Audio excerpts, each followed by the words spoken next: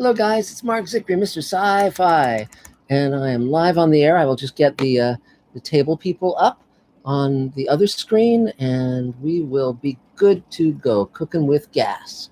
There we go. So there's the link, and we shall see what we shall see, and then we will be doing great. So I hope you are all having a good Thursday, and I hope that that life is treating you as you should be treated. Okie doke. Okay, that's the wrong link. So give me a second, guys. Let's see. Let's see where we are. Okay. Hold on. Oh, gosh.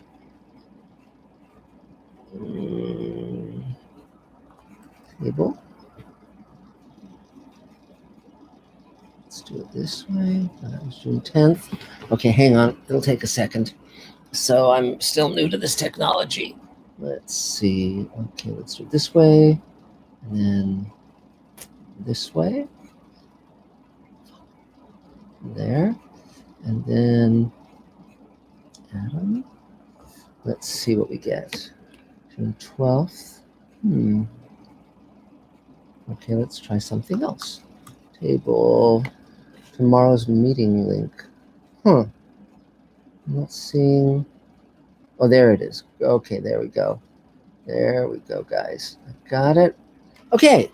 Yay. So this should do it, and then we should be connected, and life will be good. And there's Mr. Spock. Here I am. So, okay, great. Good to see you all here. And we have the Space Command Convention coming up on June 28th, so don't miss that. I'm here for all your questions, anything you want to know. And also, Adam will be doing his thing. Now it's just connecting up on the table stuff. I hope it connects. And we'll go from there. But just, I've been working on Ripple Effect, our 2-hour Space Command episode with Barbara Bain and all these amazing other stars. And it's just terrific. I mean, it's going to be very, very cool for all of you to see it. I can't wait to share it with you. We'll debut it June 28th during that day-long Space Command Convention. Join with computer audio. Hi, guys. There we go. Let's see. Unmute my audio. There we go. Hi, guys. Hello, everybody. How are you doing? Hi. So great. So and I'm also on Mr. Sci-Fi. So good. And so I guess yes. Let's turn up the volume so I can hear everybody. Hi, Adam. So why don't we start with you, Connie, since you're in the UK? I like the red hair. So go for it. Thank you. There we go. Hi, everybody. For those of you who don't know me, I am Connie. I'm an actress, singer, writer, special effects makeup artist. Currently a student. Just found out that I have passed my first year. Yay! Cheers. Haven't got my grades yet, but I've definitely passed, so that's all that matters. No, that's all that you need. Yeah, exactly. That's great. Yeah. I had a very exciting project recently. I got to be part of a fundraising video singing the South African national anthem. Wow. With some other prominent South African singers, which was quite an honor. And that video is being released tomorrow. So, yeah, I've had a good week. Send us a link. Send us a link. We'd love to see that. I will. Yeah, I'll send it. Yeah. Wow. And I found out last week that my mum only needs to have one more round of chemo. Oh, that's great. So. Yay. All good around here. Great. Well, that's great. So is there anything you need? Anything we can do to be of use? Not at the moment, thank you. Okay. Just thought I'd come and say hi. Great. Well, hi, Connie. Great to see you there. So, Adam, are there any questions for Mr. Sci-Fi yet? Yeah, we got a question from Gregory Krug. Hi, Greg. Who says, any opinions on The Storm by Rod Serling? I haven't, that was a local show that Rod wrote the episodes for prior to him hitting it big. So The Storm was a show in Cincinnati, live TV in the 50s. I haven't read those scripts, and I haven't seen any kinescopes of that show. That's something I plan to turn my attention to sometime in the near future, but I just haven't done so yet. But it's certainly how Rod learned how to write at a prodigious rate, and of course, he was a master of the half-hour teleplay, so that was where he really kind of learned his skills. So it was terrific that he had that opportunity. So great. So let's see. Is anybody else on the East Coast or the other or further beyond? No, I guess not. So Adam, why don't we have you have your turn then? I was already unmuted. Yeah, let's do that. Sounds good. I went to unmute myself. It's like, oh, whoops. There you go. Hi, guys. I'm Adam Sartain, and believe it or not, I'm actually the one who knows the most about this kind of stuff. No, I humbly, I've done a little bit of research. Anyway, I am an actor, a voice actor, musician, and I am an associate producer on Space Command. Yay! I've been doing a bit of work in that regard. We're gearing up to make sure we have all our T's crossed and our I's dotted for all of the Kickstarter perks. So just getting everything organized so we know exactly what each perk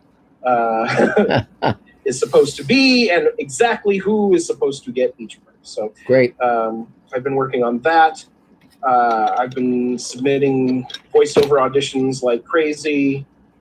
Still haven't booked anything, but plugging on. Okay. So is there anything you need?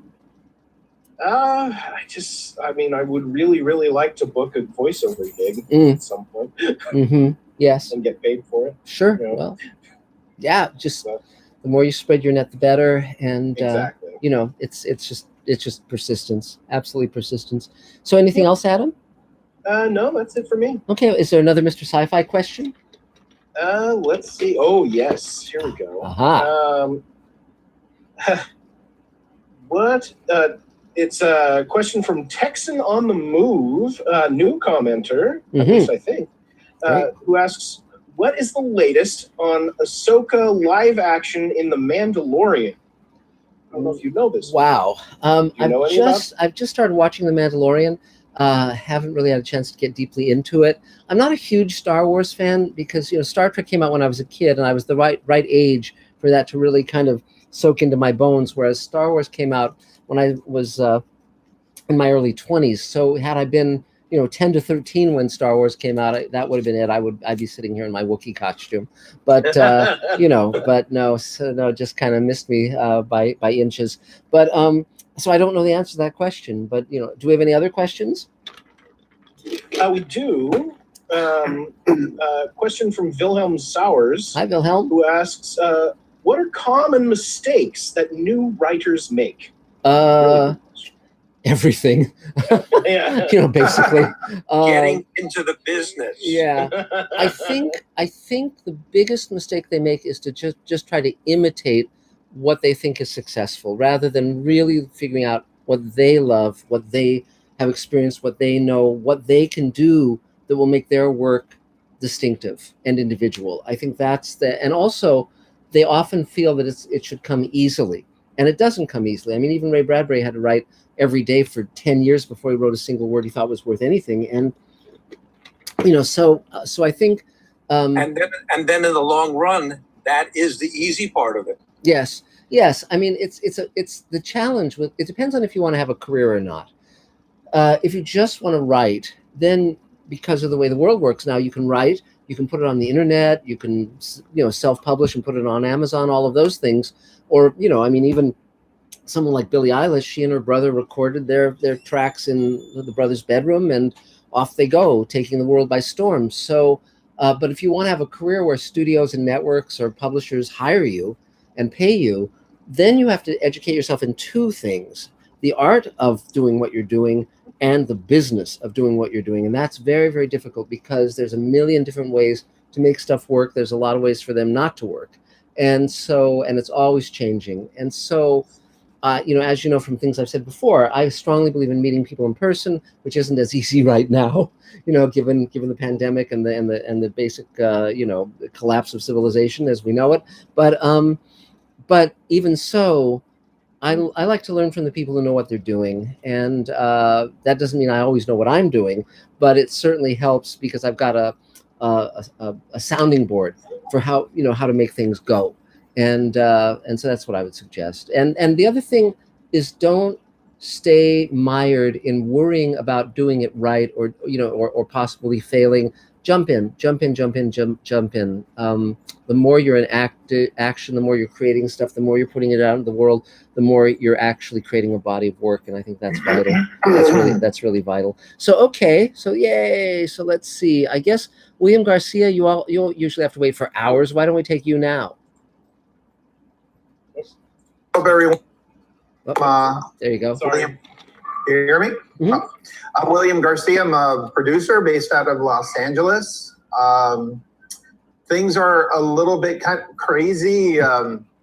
We started casting for Tension, and it seems that it's going to be very difficult to cast a movie at this time. Mm-hmm. We got word from pretty much all the major agencies that most actors who have some sort of name to them, they're sitting it out until January. Huh.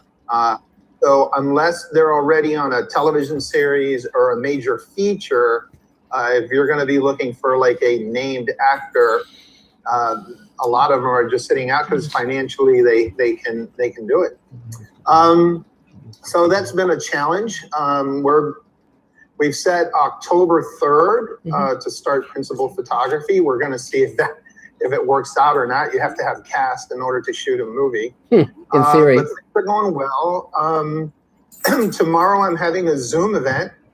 We're releasing our feature film, Followed, nationwide at drive-in theaters. Cool. So it is. It's pretty cool. So it's starting tomorrow. We're having an actual live panel, and I just confirmed that John Savage, who's in our movie, is going to attend the panel. Huh. Wow. John Savage did Hair, The Deer Hunter, Godfather 3, and many, many other films. Great. I'll post a link to the RSVP, and that's it. I mean, cool. Just writing my novel, and just trying to find work. Yeah, well, here's one thing I'll say in regard to what you were just talking about, William.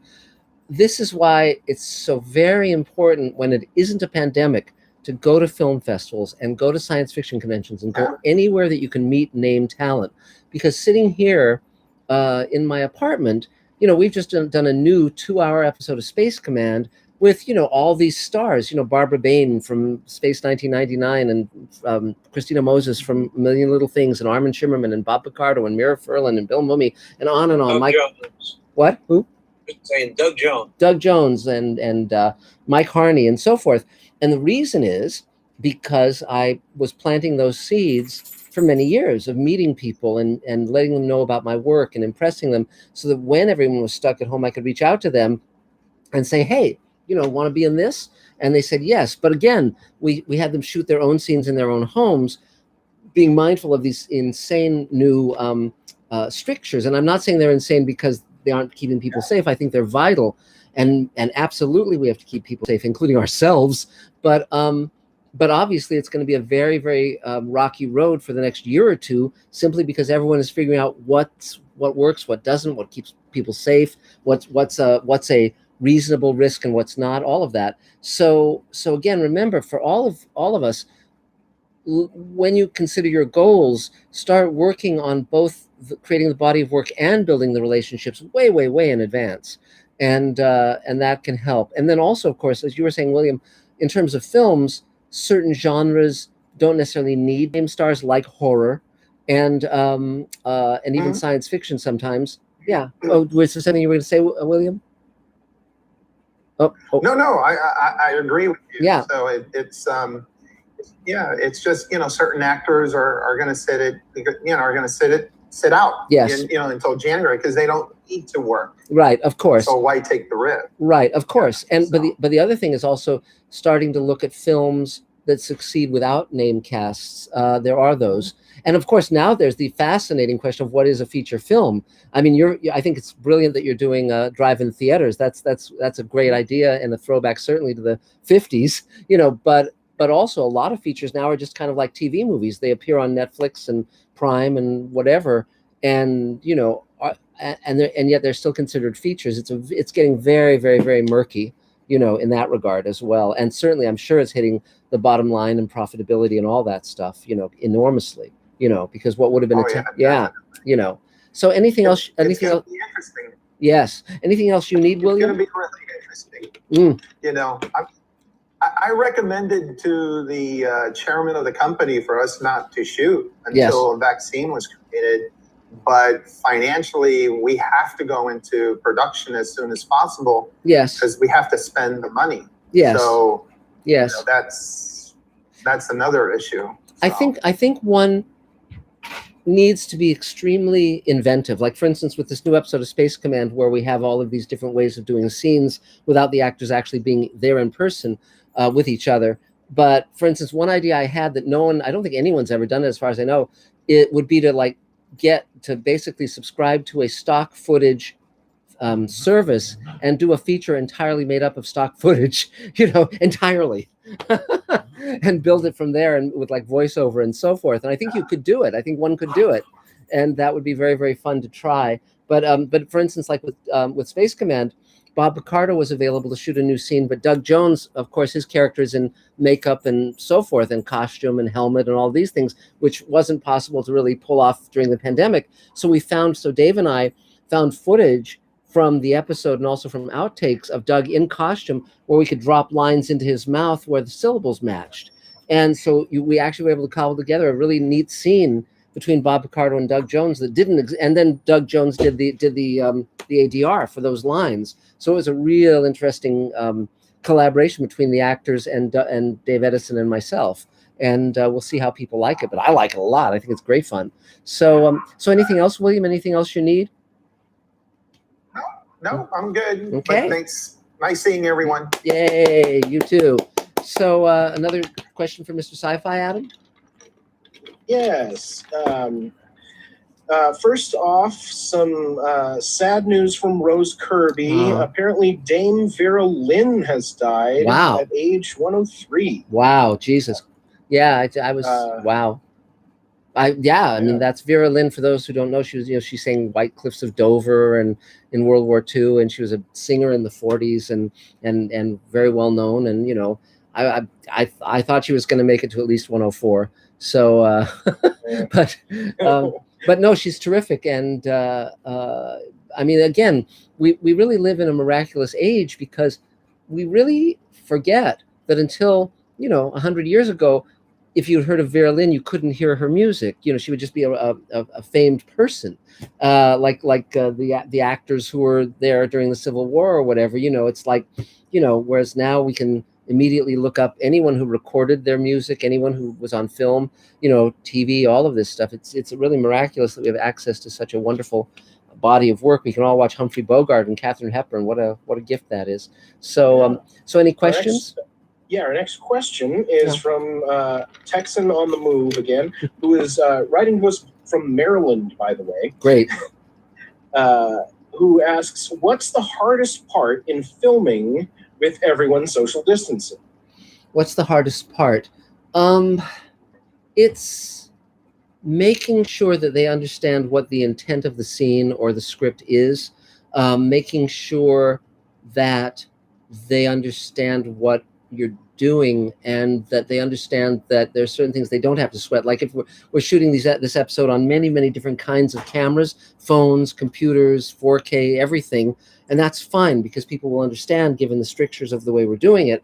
Whereas, of course, performance has to be, terrific. And Dave and I are, again, ongoingly utzing the visuals, like saying, okay, we'll put a frame on that wall, or we'll put, in post-production, or we'll have the view out the window will have a fountain in it or whatever. And that's trying to add things or remove things that somebody shot in front of. There's a whatever in the scene that just is clearly not a futuristic moment, but you have to rotoscope it out or get rid of it somehow. Yeah, but again, I've been watching it today straight through. It's 2 hours long, and I've got about a little past halfway through, and it's really fun to see how it works and how it flows and how the story is shaping up. We're just about to do sound design and sound mix, and we have music starting to get put in, and we'll do color correction this upcoming week, and then we'll debut it next Sunday, June 28th. It's a day-long Space Command convention, live streaming. And we still have to nail down the tech to make sure that it works, but it's going to be very, very exciting. So let's see. I guess Susan Flakes, you want to take your turn? There you go. There, I'm unmuted. Oh, okay. Yeah, next week I'm going to Cannes virtually. Yay! I've always wanted to go to Cannes. Now learned how to go there from you, Mr. Garcia. I think you taught us to, you offered that, and that's great. I've always wanted to go there, never have. Has anyone ever been to Cannes? Could you give me some advice? I want to make sure I do it really right. Yeah, Carol. Yes, I've been. Yeah. Okay. Yes, I've been. I was in a movie that was there called Seed of Innocence, and they showed it, and I went, and it's absolutely wonderful. I don't know how they're going to do it during the pandemic. I have no idea, but definitely book a place ahead of time and try to book it in Cannes. If not, there's some outlying cities where you can just take one train ride away. And it's wonderful. Well, I'm going only online. It's like a virtual. That's right. That's fine. You're going, okay, that's okay. But Yes. There's a lot of meetings and stuff. And I wonder, when you went, did you try to have meetings and stuff? I went. I was invited to meetings. I went. Great. Because I was in a movie that was there. There's tons of meetings and screenings all day long. And if you can go, I don't know if you have to pay or what, but if you can I had to pay. You're not invited. Okay. It wasn't way out of sight though. It was doable. But I'm gonna. They told that I got an email from them saying, "Do your diligence, get all ready to have those meetings." But I'm not technically savvy at all, so the fact that I even got in, I'm so happy. But I need to know what kind of meetings I should have and with whom. It depends if you're going to Cannes. I'm looking for senior producer, and I'm looking for director. Okay. Yeah. I don't know how. I didn't look for anything when I was there. Well, here's one thing I would suggest is do your homework beforehand. Find out as much as you can about who's going there, and also, if there are people you're targeting that you don't know if they're going to Cannes, you can reach out to them and say, "Are you going to Cannes? Via the Zoom or whatever. I'm attending and I wanted to connect up with you." And they may respond saying, "No, I'm not going, but we can certainly have a sidebar conversation." So it gives you a reason to reach out to people that you don't know. Right. Okay, and that's the fun part. Another trick that I use often is when I go to an event, I go early and I see. This is before the pandemic, of course. I see what the name badges are, because often they'll put all the name badges of the attendees on the table for them to claim their badge. So I just stand there and I read all the people who are there. And then I start making... That would be an advantage of actually being there. Yes, yes. The beauty is they did say, I had to put in my whole company information, everything, what we've all done, blah, yes. blah, and everybody's doing that. And they did say they're going to try to mesh people who match. That's great. That's great. And again... So it looks like maybe they're going to help. Yes, hopefully they will. And again, this is something where you can reach out to them before the event and you can say, "Hey, this is who I am and this is what I'm looking to accomplish."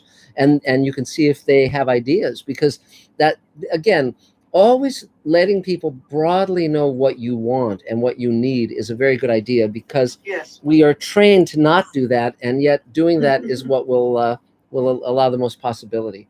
And so, yeah, absolutely. So, or if you're in a location like that in person, you can grab your phone and snap a picture of the table and enlarge it later and check out the names. Yes. I've always dreamed of going to Cannes, and I never have been able to. So this is at least virtual. I mean, it could be great, but I do have to do a lot of homework. Yes. In fact, they even said, 3 days ahead, you have only 3 days to get ready for us. But that's fine. That's fine. And again, everyone. It's fascinating that everyone in the world is experiencing this pandemic in whatever way. That we have a shared experience with people in other countries. It's really remarkable. This is really a once in a lifetime, hopefully, experience, you know, and Yes. but phenomenal, because again, when they had the great pandemic of 1918, everyone was just in their little town, their little city, whatever. They couldn't, you know, but now you're going to be going via this amazing technology to France, you know, and Yes. and we are, again, when we talk about the blessings in our lives, it's phenomenal what we can all do right now. I mean, you know, I'd never even heard of Zoom before this pandemic, you know. Me neither. Right, exactly. And so, you know, but yeah, so anything else you need, Susan? No, I'm working on my memoir with an editor. I'm searching for the very best editor, and then I think it's going to be publishable, and that's been exciting. Great. As well as, and it's good to have something really happening, because I've got so much work to do on the screenplays. Now, when you say you're looking for an editor, is this someone you want to hire, or what do you need? What are you looking for? Hiring an editor. I've already had content editors. Mm-hmm. Now I need the final editor to make sure everything's right. Okay. All the words are right and stuff like that. Sure. This is, again, where everyone's at home right now. So if you just reach out, what I would strongly say is, urge you to do is look at the books that if someone liked that book, they'd like your book. And on the acknowledgments page, they always thank their editor. And that editor is sitting at home right now doing less than they normally would do. So you can reach out to that editor and say, I love the books you've edited. I don't necessarily assume that you're available, but I'm looking for someone to do this task, and I'm willing to pay this amount, and I'd be very open to who you might want to recommend. Now, best case scenario, they would say, well, I'm open to that. And then all of a sudden you've got a major editor reading your manuscript. Or they'd recommend someone, and then of course you could go back to that editor later and say, thanks so much for the recommendation. The book's now ready to ship. Would you be interested in looking at it? You know, so again, that's a huge win-win. I hope by the time I meet next week, I'll have that editor. Great, but the great thing about book people, book editors, etc., is they love books. They genuinely are in the business because they love books. It's very different from Hollywood. There's a million reasons that people are in Hollywood, particularly on the money side, you know. But book editors, all of that, yeah, they love what they do. So cool. So yay, Susan. Thank you. So Adam, is there another Mr. Sci-Fi question? Yes. Our next question comes from John Penner. Hi, John. Who asks, in writing, do you add notes about music pauses or acting tips? No. Well, it depends. It used to be that only amateurs would indicate the music that would be played at various points in the script. That has changed over the years. So now some people do that. I never do. I was trained kind of, you know, traditionally. So I find that, and also because I'm writing and producing, the music is something that I have control over ultimately anyway. So I don't need to. Often people who don't know what they're doing put in like various music things that are absolutely unattainable. It's like, you know, here's where they play the song by, you know, the Beatles or whatever, and it's insanely expensive. But and then the other question was, do I give acting tips? I might, in a parenthetical or something, indicate sort of whether they say it, sarcastically or, you know, whatever, or angrily or whatever. But I don't do that much, and the actors usually ignore that anyway. But I don't really care as long as they're getting to the root of the scene, as long as they're doing what's needed for the scene. And I love when actors come up with stuff that works that I didn't envision. That's always fun if it works. But one thing I do sometimes to indicate subtext is like for instance, you have the line, but then you have the emotion under the line, which you might put in parenthetical. So the line might be, "How are you doing?" And in the parenthetical, you might put, you know, "Fuck off and die." And so it's like, okay, this is what's going on underneath the line, and that can be very illuminating. So, but often again, as a director, I might talk to the actor and just say, look, this guy, he's meeting with this guy and he's seeming that he really likes this guy, but underneath he just hates this guy's guts. You know, you'll give them the guidance as to what's going on. So yeah, but again, don't overwrite. I mean, don't over describe the furniture in a room or any of that stuff.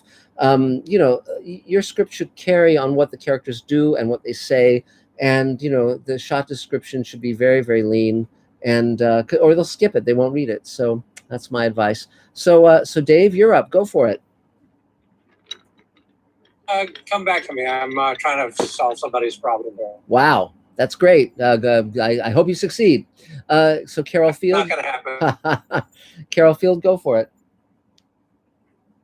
Hi, everybody. I'm just so glad to be with you every week. At least there's some constancy in my life. Muchas gracias todos. Great. I have a question about really if you're doing a deck of animation, which will just be this, I think the script, maybe a pitch Bible and a bunch of cool illustrations. Mm-hmm. But we have voiceover actors already interested. How do you put? My producer will know everything, but I'm just asking ahead of time. How I don't know, fudge. How do you put that together?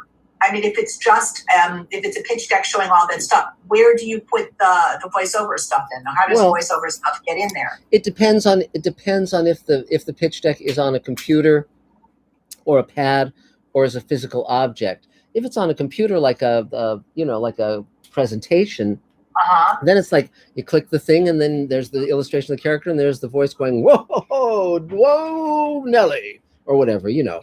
So if it's on a computer, you can put in the video and the audio or whatever you want to put in, you know. But that's But you're right. The producer will be able to do that. And again, it depends on if the voice talent is famous or not. If the voice talent is famous, then it matters. If the voice talent is unknown, it's irrelevant. Okay. You know. So that's something to remember. So what else? Anything else you need? No. I guess he'll know everything, but it's just confusing. Well, that's life. Yeah, life does that. Probably a whole list of things that I didn't prepare, so no. And Susan, I'd be happy to talk to you about Con because I was there, so feel free to call me. I got your number down, and I'll give you a call tomorrow. Beautiful, that's fine. It's a good time tomorrow for you. I'm nuts, so try me morning, afternoon, evening. Just go for it.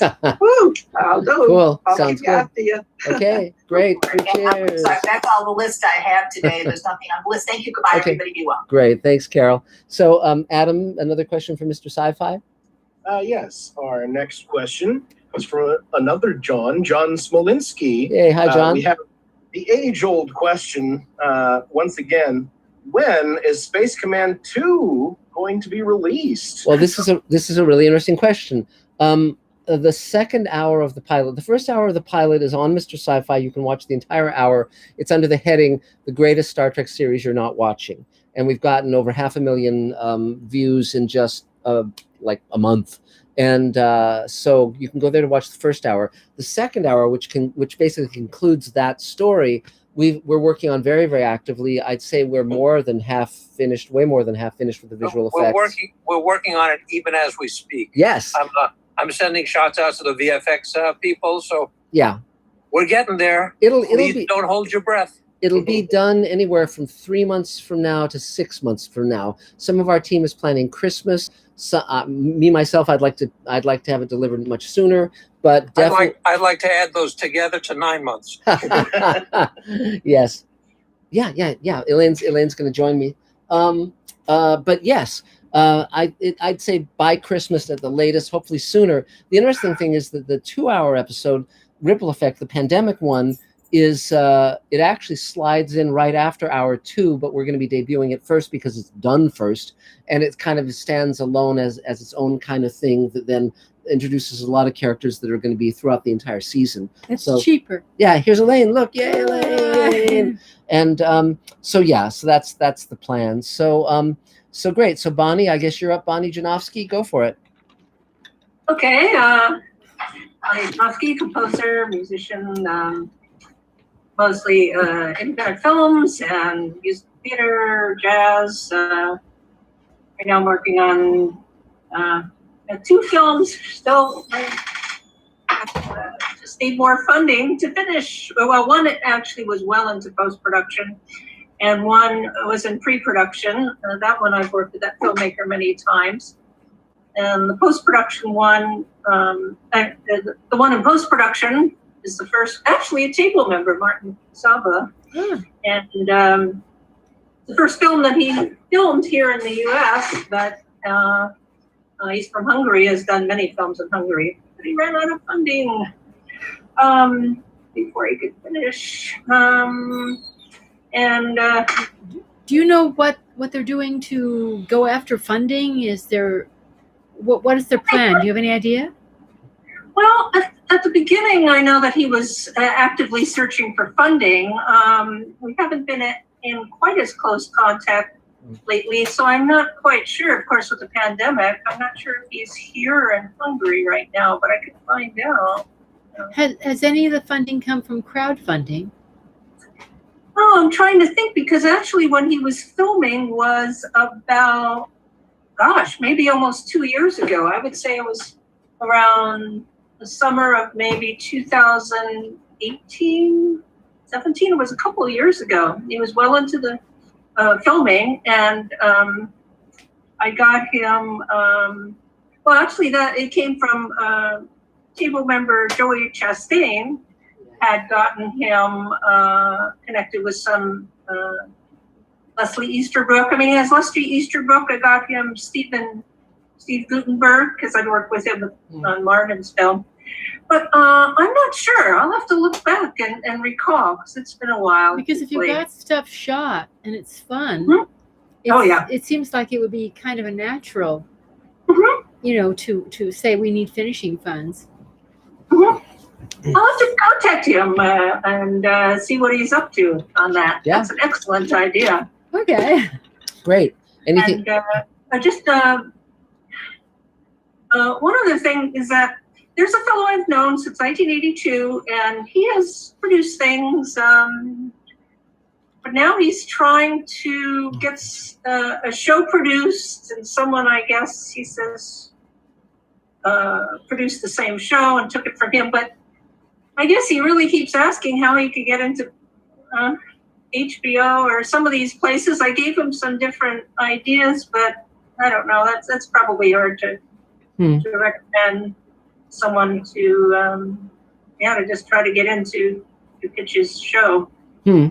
Well, I mean, again, it's always what's going to convince them to say yes, what's going to convince them to take the meeting. It's always, I mean, I would start, if I were him, by seeing if there's anyone he knows who's connected to anyone at HBO. That's a starting point.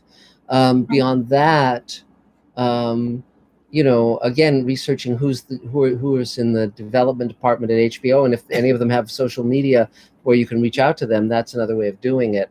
I mean, again, it's always what's going to work, and so you sort of come at it from all directions.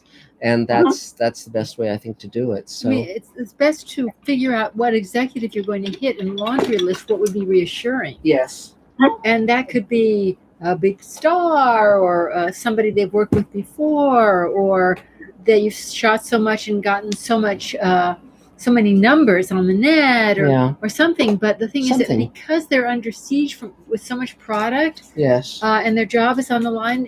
No is safe. Yes, your job's on the line. So if you think, well, if I was in that chair and what would work? I didn't know this person.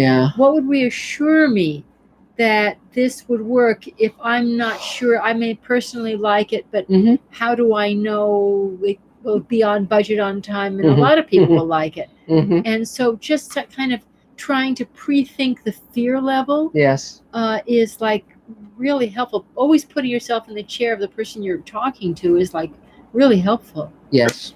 Yeah. So anything else, Bonnie?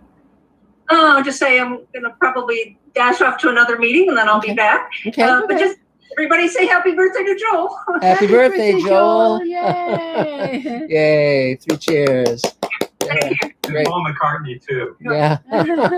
Great. So, Adam, is there another Mr. Sci-Fi question? Yes, there is. Oh, I guess I'm talking in a bit of a Paul McCartney act. No, that's more of a Ringo. But anyway. Oh, there you go. Yeah. Our next question is from Mark Lungo. Hi, Mark. Longtime frequent commenter and listener. Thank you for joining us again, Mark. He says, I think your Littles episode, Every Little Vote Counts, may be more relevant now than when you wrote it. Yes. Any thoughts? Yes, it was. There was a show that was sort of like the Smurfs, but it was called The Littles, and I wrote a bunch of those as well as writing for Smurfs, and so some of the episodes there'd be sort of a lesson, and one of them was every little vote counts. You'd put the word "little" in the title somewhere, and it was about voting. And yes, I agree. I mean, I think that voting right now is hugely important, and so yes, I think so too. And it's funny. I've known Mark Lungo for many years, and in fact, the character Sam Lungo that Armin Shimmerman plays in Magic Time is named after Mark Lungo. So so it's pretty fun. I mean, it's amazing how simple the important lessons are. Being honest, treating other people like you'd want to be treated. I mean, it's not. I was going to say it's not rocket science. It's not, it's just simple things. But we've moved so far away in the public discourse and in our politics from just common decency and honesty that we just have to say, okay, well, there are more decent people and more honest people and more people who are rooting for the little guy than these crazy, rich, insane, sociopathic people that have somehow clawed their way into power. Not to make a political speech. But yeah, so I think the vote is hugely important this year. I think Kamala Harris said on one of the talk shows the other day that this is the most important election of our lifetime, and certainly as Americans, I think it is.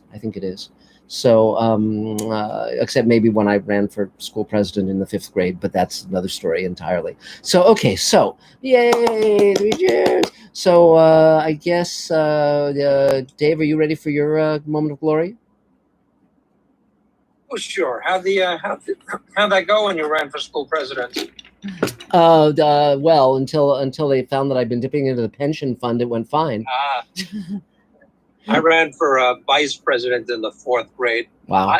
It was in the Bronx, so I was there in case the class president was impeached or assassinated. Yes. Met with an unfortunate accident. Yes, the cafeteria. Yeah. Hi, everyone. Dave Edison, editor of Space Command, the aforementioned Space Command. Mm. It's been a challenging week and a busy week. We're getting closer. I'm getting ready to render this behemoth out for David Bartlett to do the color and to send a new version to our composer and sound designer for the audio. Yep. And if I'm a little out of sorts, it's because a friend unexpectedly died of a heart attack yesterday. Jesus. Nicest guy in the world, only 64 years old. Mm. I'll be 64 in about 6 weeks. So no guarantees. So I hope to finish this project. Yes. And not other good. than that, it's just, I had another friend just told me he had surgery yesterday for cancer. Wow. And is supposedly cancer-free. So crossing my fingers for another friend. Yeah. So it's scary times. Well, anyway, so we're getting closer on this thing. We have another scene in since the last time we spoke. This scene is early in the project, and it's got a really adorable little actor in it, whose name is Freddie. Freddie is a dog. Yes, we have three dogs in this 2-hour episode. And they all have something special about them, which we will not tell you because it will spoil it. Yes. So it's moving along. There's a lot of details in this piece and a lot of moving parts, and we hope to have it as close to a completed version of it when it screens one way or another on the 28th. Yes, great, terrific.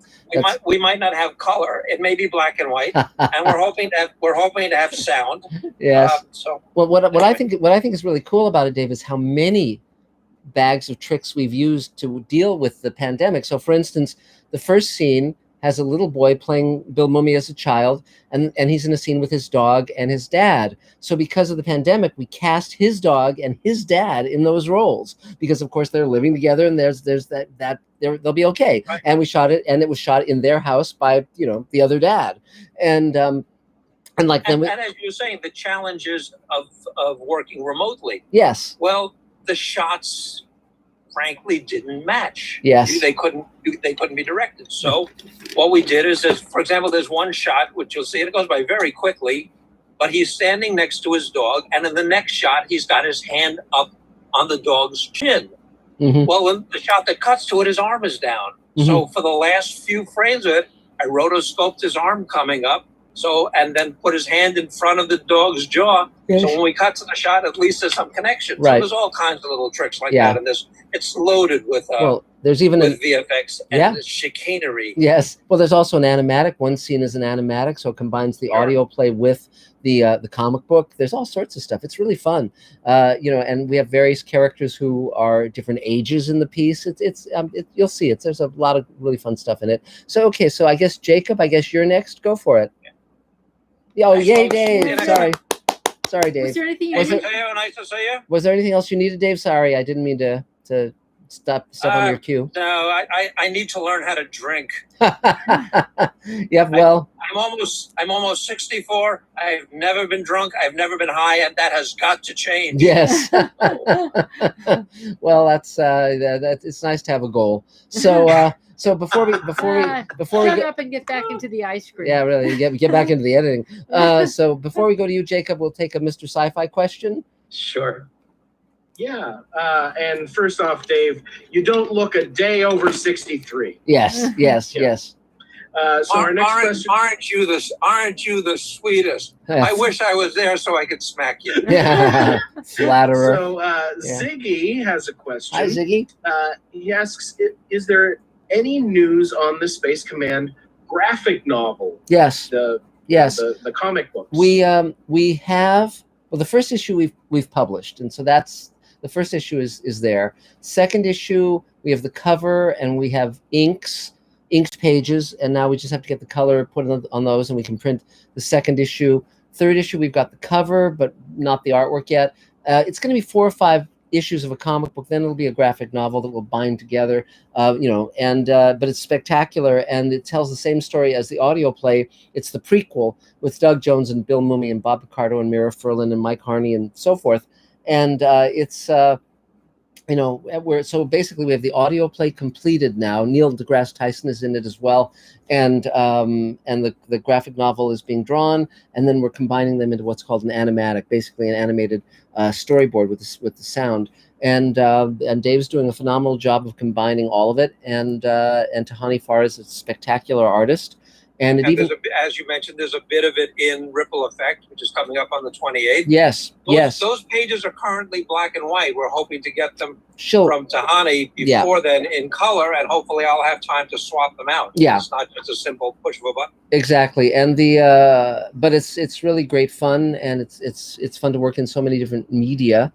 And I'm really having a great time with it. So, but the funny thing was, the reason that Neil deGrasse Tyson is now in Ripple Effect is because we just needed the audio track from him for the audio play, which is the prequel, as I said, and he sent video as well. And so since I had the video of him doing those lines, we figured out a way to put it in Ripple Effect, because it was just, and so I reached out to How could you resist? of course, my God, it was so fun. And he's so great, and so you guys will really enjoy what he does on it. So great, so terrific. So that's where things stand. And as I mentioned, June 28th is the full day Space Command online convention, and we'll be premiering Ripple Effect on that day. So great. So now, Jacob, go for it. Okay, hey everybody, how you doing tonight? Great. I'm a writer, mostly writer, and I produce some. And I attended a webinar today where this guy who does completion guarantees, he's worked on Uncut Gems and Narcos, and he was talking about how a lot of people are looking at shooting internationally because of how far the dollar goes these days. And also it's the path of least resistance. There seems to be a lot less rules over COVID. when it comes to filming. Sure. So I was just wondering what you thought about filming internationally. Well, the question is always, what are you trying to accomplish? You know, it's sort of like the reason we had our studio here in LA rather than in, you know, Sri Lanka or something, is because our actors come home to Los Angeles and you can get them. If you say, look, we can schedule this when you're in town, we just need you for a day or two, and you can sleep in your own bed and be with your family. That's a huge incentive. And then I can get them for much lower money than normally they would cost because it's so easy for them and such a pleasant experience. So again, it all depends on what you're trying to do and what you want to have happen. So but it is a world market. Yeah. It is important to try and talk to someone else who shot there, because sometimes it's great and sometimes it's a nightmare because the crews are undertrained or they're spread too thin. Yes. Like I was warned about Arkansas, that they had really good crews in Arkansas. However, their bread and butter are commercials. So the people are really well trained, but if someone who offers commercials and that's their bread and butter over a period of years, you'll lose your crew if a commercial comes in. So you just have to talk to someone who's been on the ground there, wherever you're going, and say, is this going to be a good deal or is it not going to be a good deal? I mean, the one good thing, like when we were in Wales, is that there are a lot of people who are eager to jump in. And they're determined and they're good and they're eager, and they'll cut you a break, and people won't try and make noise. They'll be excited about movie theater, about a movie company coming in, and they're not going to have to bribe them to be quiet. But it can be very expensive getting people there and setting up an infrastructure. So the main thing is, and it is an international market, sometimes you can get some serious funding from those areas, but you must have somebody with experience on the ground. I would strongly suggest that you talk to the Film Commission wherever you're thinking of going, and almost every place I've ever thought of has a very active Film Commission. Yes. We'll talk to you at length. Yes, but again, always say to yourself, I mean, you have to say, why am I making this project?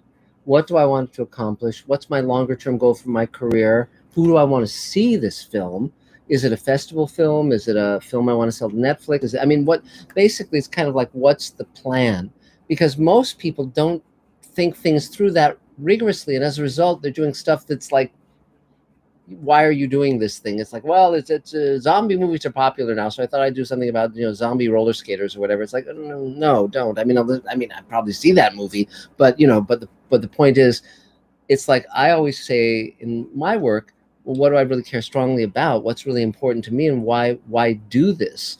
And also for me, the most important thing is to get my work out to my audience. And so I can, because I'm so clear on what I'm doing, it's very easy for me to create stuff because I'm clear on what I'm up to. And I don't want location boards and crazy investors like, who from corporations or whatever, who are trying to play it like the stock market or something. I want, I want to keep things simple because that makes them doable. Well, but he's saying something that's extremely important because sure. we do flow charts. And one of the most you mean I'm saying something important? Yes. Jesus Christ. I'll be more careful. Yeah, and one of the most important things of flowchart is, again, what he just said, which is what do you want to accomplish? Your end goal is not to put the thing in the can. The end goal is not to finish. No. The end goal is, how is it going to get to the audience? And when I was in a group where I was heading a writers group, and a thing that I think is defunct now, it's called gone. Cinewomen. Yeah, it ended in lawsuits and knife fights. We were able to get a couple of people who had finished these two lovely little films. And they showed their films. They had finished them. They were very well done. Mm-hmm. I would happily have paid to see these films. Yeah. But their objective had been to get it in a can, and they couldn't get arrested. They couldn't get it sold because they hadn't thought through who is going to be their platform. Right. And they hadn't made it fit for festivals. And there was nothing in it to say, if I was selling it to a theater, if I was a distributor selling it to a theater, I couldn't say it won in festivals. I couldn't say it's got this name. There was nothing to put anybody in those seats. Right. So they would not give me so they weren't able to get theater time because there was nothing on the marquee to put them in their seats. Right. Which could have been a million things, even if they planned a huge PR campaign. But they just thought of, I'm going to finish it. And the objective wasn't finishing it. The objective should have been, who am I going to reach? How am I going to get to that audience? And figure that out before they cast it or even finish writing it. Right. So, but the other thing is that, you know, it's like, I would rather create something that people are going to really, really love, rather than just doing something that's like seems to make sense, but isn't really something that lights me up or excites me. You know, I think often people aim way too low in terms of what they're doing and what they're creating and putting out into the world. You know, so that's always for me a huge consideration. And you know, but also, so it seems then that if you did it internationally, you would get your certain expenses would be reduced. Oh, sure. But other expenses would be severely increased. Oh, no. Yes, I mean, in many parts of the exactly, world, with your actors, you can set them on fire them out of cannons, you know, basically, take children and loop them in the air on ropes and drop them into the ocean, whatever. You know, it's like, yeah, sure. But again, why do that? You know, no, I'm joking, of course, but actually, it is amazing when you shoot elsewhere, because the safety precautions that are required here, I mean, like when you go to Thailand, for instance, the construction workers don't have helmets, and they're up on these bamboo scaffolds on building these gigantic buildings, and it's like, holy cow. And you know, so again, but that doesn't mean that we should exploit other people's you know, weaknesses. I don't think. I mean, you know, and again, the question always is, you need name actors generally to get something that people will watch, unless there's some other element like incredible action or whatever that makes it worth seeing.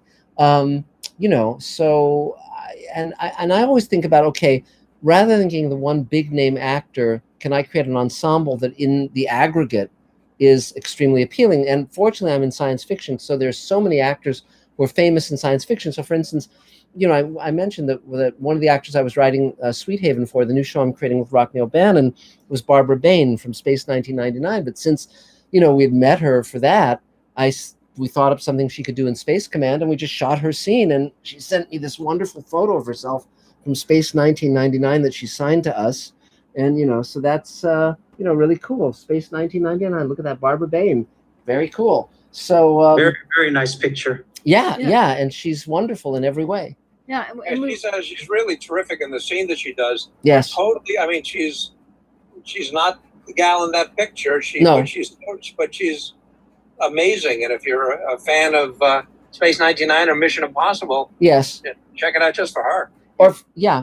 When we spoke with her, she was doing like a lot of theater, a lot of like really challenging roles. Yeah, oh yeah. So she wasn't just trying to be, you know, a pretty actress. No, not at all. She was like an actor's actor. Yes. And so we threw something like really hard at her, and she just did a great job. Yeah. She did a great job. She doesn't just walk through it. No, she's really put in. Well, all of our actors have. I mean, nobody is just kind of, you know, I mean, our actors deliver Nobody's great. phoned it in, yeah. No, I'm very pleased with the level of these actors in these scenes. It's and I mean, the youngest actor in the show is 9. And the oldest is like maybe Barbara at 88, something like that. I mean, you know, and you know, so we'll see how it all goes. So let's see, where are we? We just did Jacob, right? Jacob had his turn. And have we did a Mr. Sci-Fi question? I've lost track. Go for it, Adam. Yet. Go for it. We have a question from El Johnorino. Hello. Who asks, would you consider doing a video about your whole voyage from coming up with a project, who you take it to, how those meetings typically work, all the stuff you have to do? Kind of piggybacks on what you were just talking about. It's such a big subject, and I've basically spent the last 40 years of my career and more learning that. You know, it's basically, it changes so much, and there's so many variables. For instance,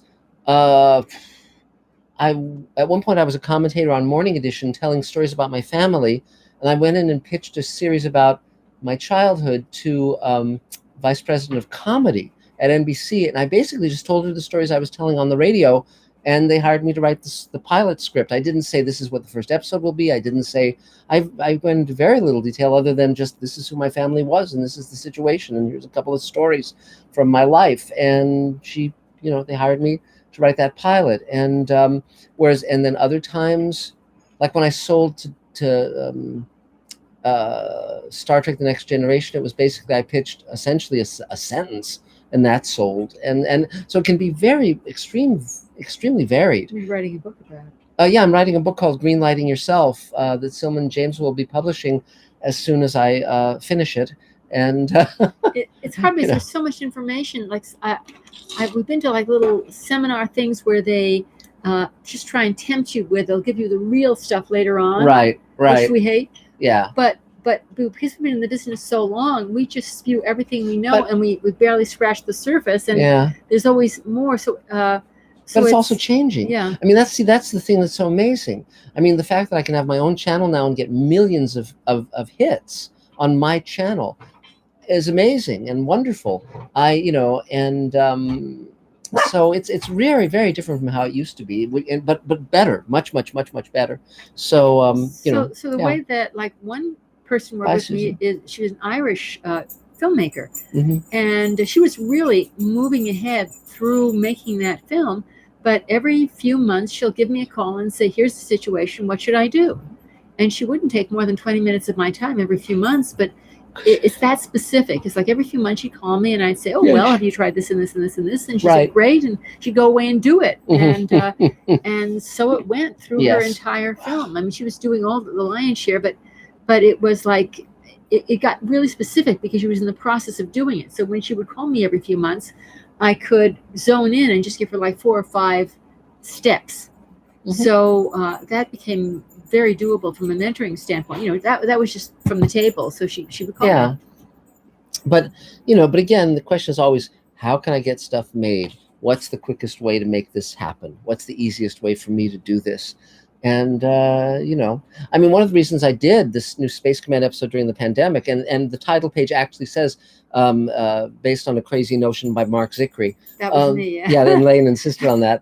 But it's because I wanted to demonstrate to myself and basically to everyone that you don't need millions of dollars, and you don't need even to be able to go to the homes of the actors. You don't need to bring them into a studio. You don't need all of this enormous infrastructure. All you need is an idea and a scene and a script and an actor, and you can absolutely make stuff happen. We now have a 2-hour episode that did not even exist in concept 2 months ago. And a fence to paint and people willing to paint it. That's right. Exactly. While I just look on. Exactly.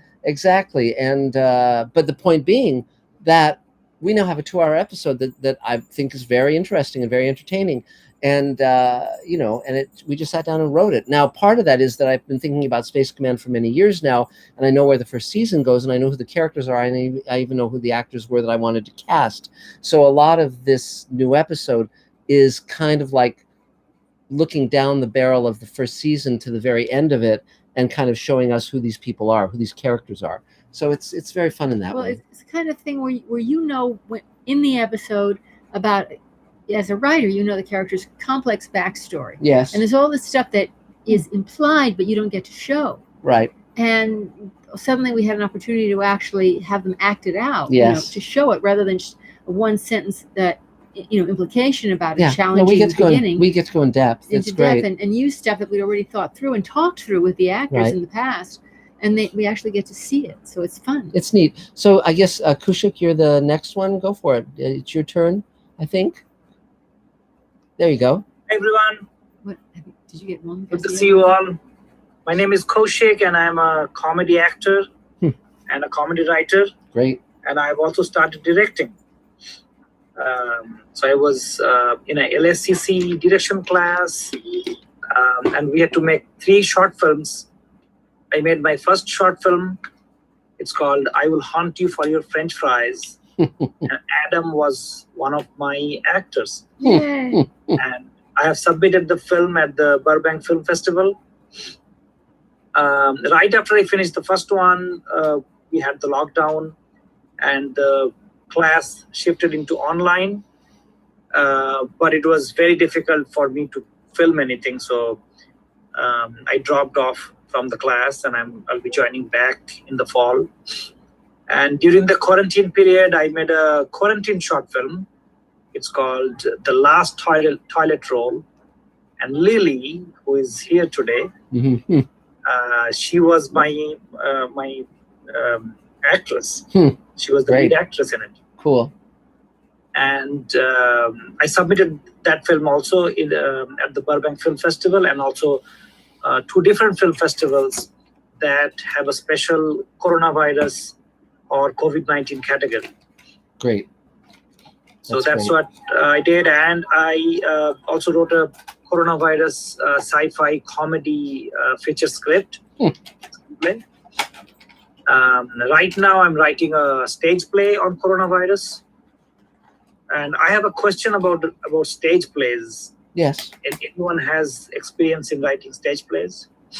Yeah. Carol does. So you can talk to her later.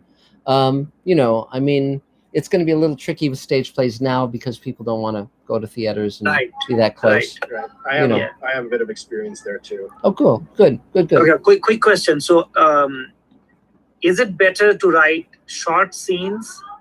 Like, I understand that when you write too many scenes, the problem is if you need to change the set, then it's too time consuming, which you don't want to do. Elaine knows about this. In terms of set change, what you want to do is you start out with multiple layers.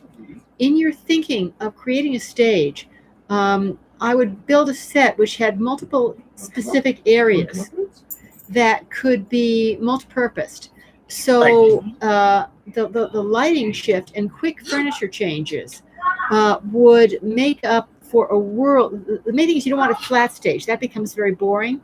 But if you build something with multiple layers and you think it through and you think through your lighting scheme and quick furniture changes, it can go very quickly. And people have tremendous patience with the plasticity of theater. And so it's really not that hard. They're not really looking for realistic sets in most cases, except for Come Back Little Sheba, things like that. But that was one of the first super realistic plays, and they would have it in one setting. But you can have any number of settings because of the plasticity of theater, of lighting. But I was always careful to create sets which were multi-layered with steps and stairs and shifting proscenium, and I also move scenery, and you get really fast with that. You rehearse that, and you can get that really, because of the way people accept theater, that can be handled quite smoothly. But what I wanted to ask is, if the set change does not take much time, is it better to write short scenes than to write only a few scenes which are longer? Oh, that's the style. Or it doesn't matter. That's the style and the rhythm of the piece. That varies considerably. The main thing with any writing is to entertain your audience. So it's basically seeing when something starts to become tedious. When has it outlived its welcome? And so that's the trick of it, and that's why you have table reads. That's why you have previews and all of that stuff, because you basically are trying to see, does this work? I mean, that's the key question of any writing. Does it work? Is it interesting? Is it entertaining? Is it funny if it's supposed to be comedy? Etc. All that. But no, that doesn't matter. If you check into successful plays, you'll see some that are very long scenes, and sometimes just in one setting. Right. And there's some that just go pop, pop, pop, pop, pop. It depends on the style. And again, there's no rule there. And again, often there is no set rule on that. Not right. No, not but at all. and sometimes if there's a lot of different scene changes, a lot of different settings, they do that mainly with lighting or music cues. Yeah, you said that already. Yes. Because again, you don't want 2,500 sets to fall on your actors. I would just I just created the base set, and then I did as a set designer, and I would do transparent overlays on the basic set, and so I would just flip through transparent overlays and hand that over. That's great. So anything else? Anything else? Another question. Sure. Do you know of any film festival that takes place in Los Angeles that has a special student film category? There's probably a lot of them. But I don't. Does anyone know of that? David Bartlett probably would know of. David, do you know about that? A student? Like student films, only if I want to go for like student film category. Most festivals have student film categories. Yes. Like okay, great. Burbank has a big one, and Right. Burbank has a. There's only student ones. There are online festivals that are student onlys. Great. And I'm not sure of any festivals that happen that are public festivals that only run student films. I don't think so, but there are a few of them that have those categories. Cool. Got it. Houston has a big student category, and so does Burbank. Uh-huh. Okay. Those are good ones right there. But yeah, they're very big on promoting those too, and they're big deals. And the Beverly Hills Film Festival has a student category that's a big one.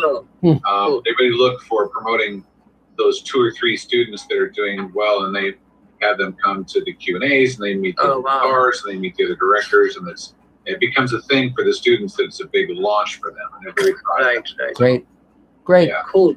Great. Okay, I also wanted to say that I'm also helping out at the Space Command Studios. Yay. Great. Thanks. Yeah. Yay. And today we all unanimously decided that we are not going to call David by his name. Mhm. We'll call him Captain. Okay. Great. Yes. That's He's great. the captain of our ship. Okay. Well. I'm happy with that. Yeah. We've got too many Davids. Yes. No, but absolutely. It's news to me. Well, there you Captain go. Bartlett has a nice ring to it. Captain Bartlett. Yeah, exactly. That's particularly when he's brought up on charges by the Maritime Commission. So. Arr. Yes, the breadfruit. Bartlett. Yes. Captain Bartlett. Yes. Yeah, the breadfruit. So okay, great. 3 cheers. Oh yeah. Kaushik, I was going to say also, I don't know if you have any horror related films, but maybe a horror comedy, but the Hollywood Horror Fest also has a student category. Oh, cool. Nice. That's great. Awesome. Thank you. Okay, yay. Thank you all. 3 cheers. So Adam, is there another Mr. Sci-Fi question? Yes, moving on to our next one. Great. We have Tim Dryden. Hi, Tim. Who says, who asks, the ship name Paladin, Yes. was that your idea, or was Doug Drexler an influence in that decision? Yeah, there was a fan who suggested it to Doug, and Doug's a huge Have Gun Will Travel fan. And I watched the show when I was a kid too, so I have affection for it. But so when Doug mentioned the name Paladin, I thought that sounded really good. And then when I came up with the sister ship that Captain Essex commands, I named it Templar to have it be, consistent. And so it was that's worked out really, really well. Absolutely, yes. So let's see. I guess Mark Gushwitz, you're up. Okay, so hello. My name's Mark. I am an editor. Be kind of busy. And a little filmmaker. Too busy. Yeah. Excuse me? And filmmaker. Yeah. and director, and now I could probably add graphics and sound mixing. Great. All in my belt for all the stuff I'm doing for people. But mainly, I make a living doing as an editor, and it's been an interesting week. First of all, I had another filmmaker call me up. I haven't seen him in 10 years. Wow. We worked on a project together. We're a real hard worker, somebody I really can trust, but we kind of went different ways. And he has been lately dealing with these people who are trying to finance some films. And his phone call to me was, I still have a copy of your werewolf script. Do you mind if I pitch it to him? And so I said, sure, go ahead, pitch it to them, because the worst they can say is they don't want to buy it. Right. And I can also say no if I don't like the situation. Yes. Yeah. Exactly. But it was weird. It was 10 years, and he still had a copy of the script and the old business plan that we had made when we were putting it together. And I just find it weird that he had kept all that. Wow. So that was kind of interesting, kind of cool. That's great. Still working on the graphics for my short film, the blood shots and everything like that. So that's all moving forward. The shot that I need in order to lock my film should be to me in the next couple of days, so I can lock the film and give it to Earl, who's doing the sound and the music. So that's kind of exciting. Today's been an interesting day because yesterday, the last episode of Talking Apes that I'm going to be on dropped, in which case I said goodbye to everyone. And so today I've been getting tons of messages, please come back, you can't go. and all that kind of stuff. So it kind of made me feel good. That's And then nice. a lot of explanations of what I meant to the show. And so now I'm feeling kind of guilty, but I got to do what I got to do to move forward. Yes. So, and that leads me to the podcast I'm doing with Nathan, which, we recorded an episode with Mark, and we were hoping to get it out by Monday, but we've run into some technical difficulties, I guess you would say, dealing with the host server and finding out that if we want to get it up on Apple, it takes a week for them to accept it. I guess they're going to, a lot of these places. So we didn't know all this because when I did Talking Apes, somebody else was in charge of all that. Mm-hmm. And then Nathan's working on a website right now because, and if anybody knows any web designers, we could probably use some help. Because if it's going to take a week to get it up on Apple and Stitcher and all that, then we're going to need a website to at least post it on. What do you know Brian McClure? Brian McClure, I think he actually, the name sounds familiar. Yes. I know he reached out to somebody. I don't know if that's it or not. Well, he's a very, very, very good actor, and he's all over Space Command. He's in Space Command. He plays Cadet Bradbury, Lieutenant Bradbury. But he's a very skilled web designer too. I'll ask Nathan if that's who he reached out to, because the person he reached out to gave us a price that I can't afford. Neither one of us can afford. But I'll tell him to reach out to him because this was new news. Because if we can't get it up on Apple and all that right away, then at least we'd like to, we could put it on a website for people to download. Because I'm almost done editing it. It's been a busy week, so I've been editing around my schedule, and I took Mark's advice into writing my day down because I asked 2 weeks ago, and unfortunately the podcast isn't paying anything, so it's kind of low end of the list. But it's almost done editing, and I'm almost ready to put it up. I just got to find out my way around the hosting service, and all the other things. I called up the woman who did it for us for Talking Apes. My co-host is a little angry with me for leaving, but his wife, who was doing all that other stuff, she doesn't care. So she's kind of helping me through it.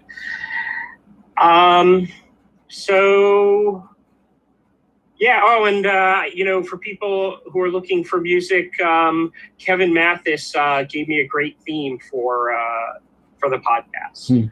I reached out to him and asked him if he had anything that was already done because he's having problems with his hand, and he actually wrote me something through the pain. He went through the pain, and I didn't ask him to do that. I'm like, no, I want you to rest. It's like, no, I'll do something for you. And we got a really good theme song from him, which we'll share it.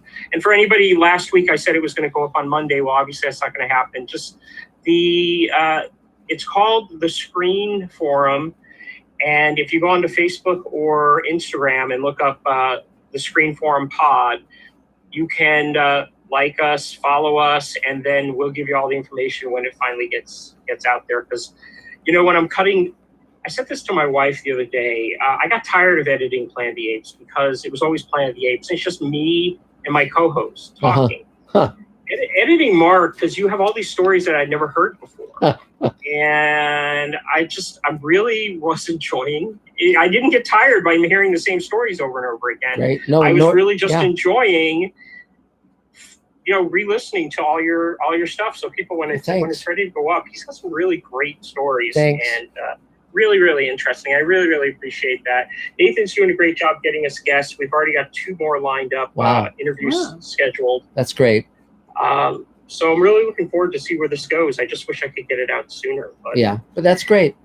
It'll get out there, and my short film will get out there too. And I feel like I got to tell you, I really feel like things are moving forward for me. I feel really, really good about where I am right now. Yeah, well, you're positively glowing. So. and I love it. The last 3 weeks, when I say I'm an editor, your wife's been filmmaker, because I keep forgetting to throw that out there. So I love the fact that she keeps doing that to remind me that I got to really give myself credit where where it's deserved. So. Yeah, it's giving yourself permission. It really is important, and because what? Yeah. Well, I got to get used to something, because I listen to people talk, and sometimes I'll listen to them talk, and they'll sound like they're really into themselves. And I had to learn that it's not that they're really into themselves; it's just they're really confident and proud of themselves. And I got to get myself to that point. Yes, you do. But it's also very important to differentiate between people who are really into themselves and shouldn't be, people who are full of shit,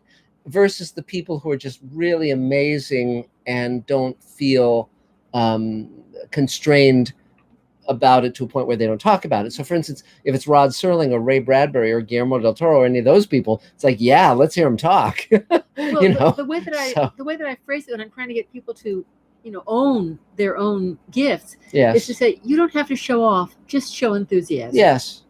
And it's a Right. world of difference. Well, never say something. See, one thing that's worked very well in my career is I never say that I'm going to do something unless I really mean that I'm going to do it. And so, I mean, my team, particularly Dave, may pale when I say what I intend to do. Like, hey, during the pandemic, let's make an entirely new episode of Space Command. But then I do it. I didn't need to be any paler. Right, exactly. You'll vanish.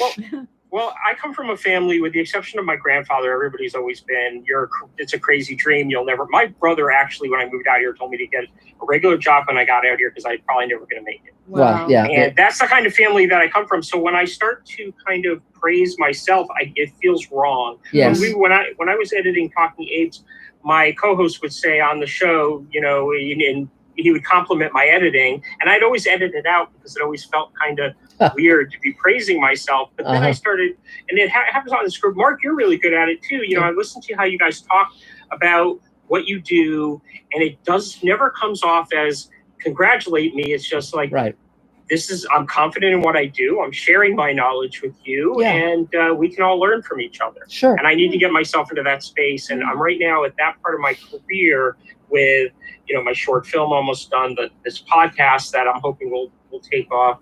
And Earl called me the other day, wanting me to be involved in a short film with him. And people are reaching out to me now that I'm starting to feel good about myself again. But now I need to be able to let people know how confident I am about myself. Well, and that's just always been really hard for me. Yeah. Well, good for you. But that's great. 3 cheers. Yay. So, Adam, do we have another Mr. Sci-Fi question? Our next question is another one from Wilhelm Sowers, who asks, do you see a point in the near future where big budget films with actors not even being on the set because they're doing the scenes from home? No, I think that you're always going to want to have actors on the set. They'll figure out ways to make that work because the energy that comes from having actors together in scenes is terrific. And I think, though, because they can't do love scenes or fight scenes now because of the pandemic, I think you're going to see a lot more fight scenes with digital doubles, of the actors. I think that is going to happen much more. And but definitely this pandemic is going to be over at some point, and then things will go back to, if not the way they were, they'll go back to something that's a semblance of that. So, and SAG-AFTRA has actually released recently guidelines, like very strict guidelines on how to reopen with different zones and stuff like that. I read through it. Interesting read. Yeah. We're all learning as we go right now. So let's see. So David Bartlett, I guess you're up. Yeah. There you go. Oh, no, almost. Yeah. Okay. There's difficulty with that. Nope, not yet. Wonder what the problem is. Oh, there you go. There you are. Okay, go for it. Go for it. All right, try that again. Okay. David Bartlett. I am a filmmaker, a producer. Let me see. I did it so well when I was muted. Yeah. Well, yeah. There you go. Filmmaker, a teacher, a human rights activist, and the co-producer of Space Command. Yay! Pardon me. So I have a very long, tiring day at the studio today, so I'm probably going to sign off shortly. Okay. But we've been working at the studio almost every day for the last couple of weeks with COVID, distancing and gloves and masks and the whole thing. And we've been getting quite a bit done. Great. We're moving forward on sets. We're moving forward on filming an environment that we can film in different types of scenarios, green screen and whatnot. We're looking towards all of that. We've been planning this for a long time, and it's scheduled to be ready to roll as soon as they'll let us shoot, basically. So that's exciting. Doing tons of crowdfunding fulfillment for the different campaigns that have happened over the years, and we're getting well caught up on many of those aspects, which has been very challenging and very relieving too. So that's cool.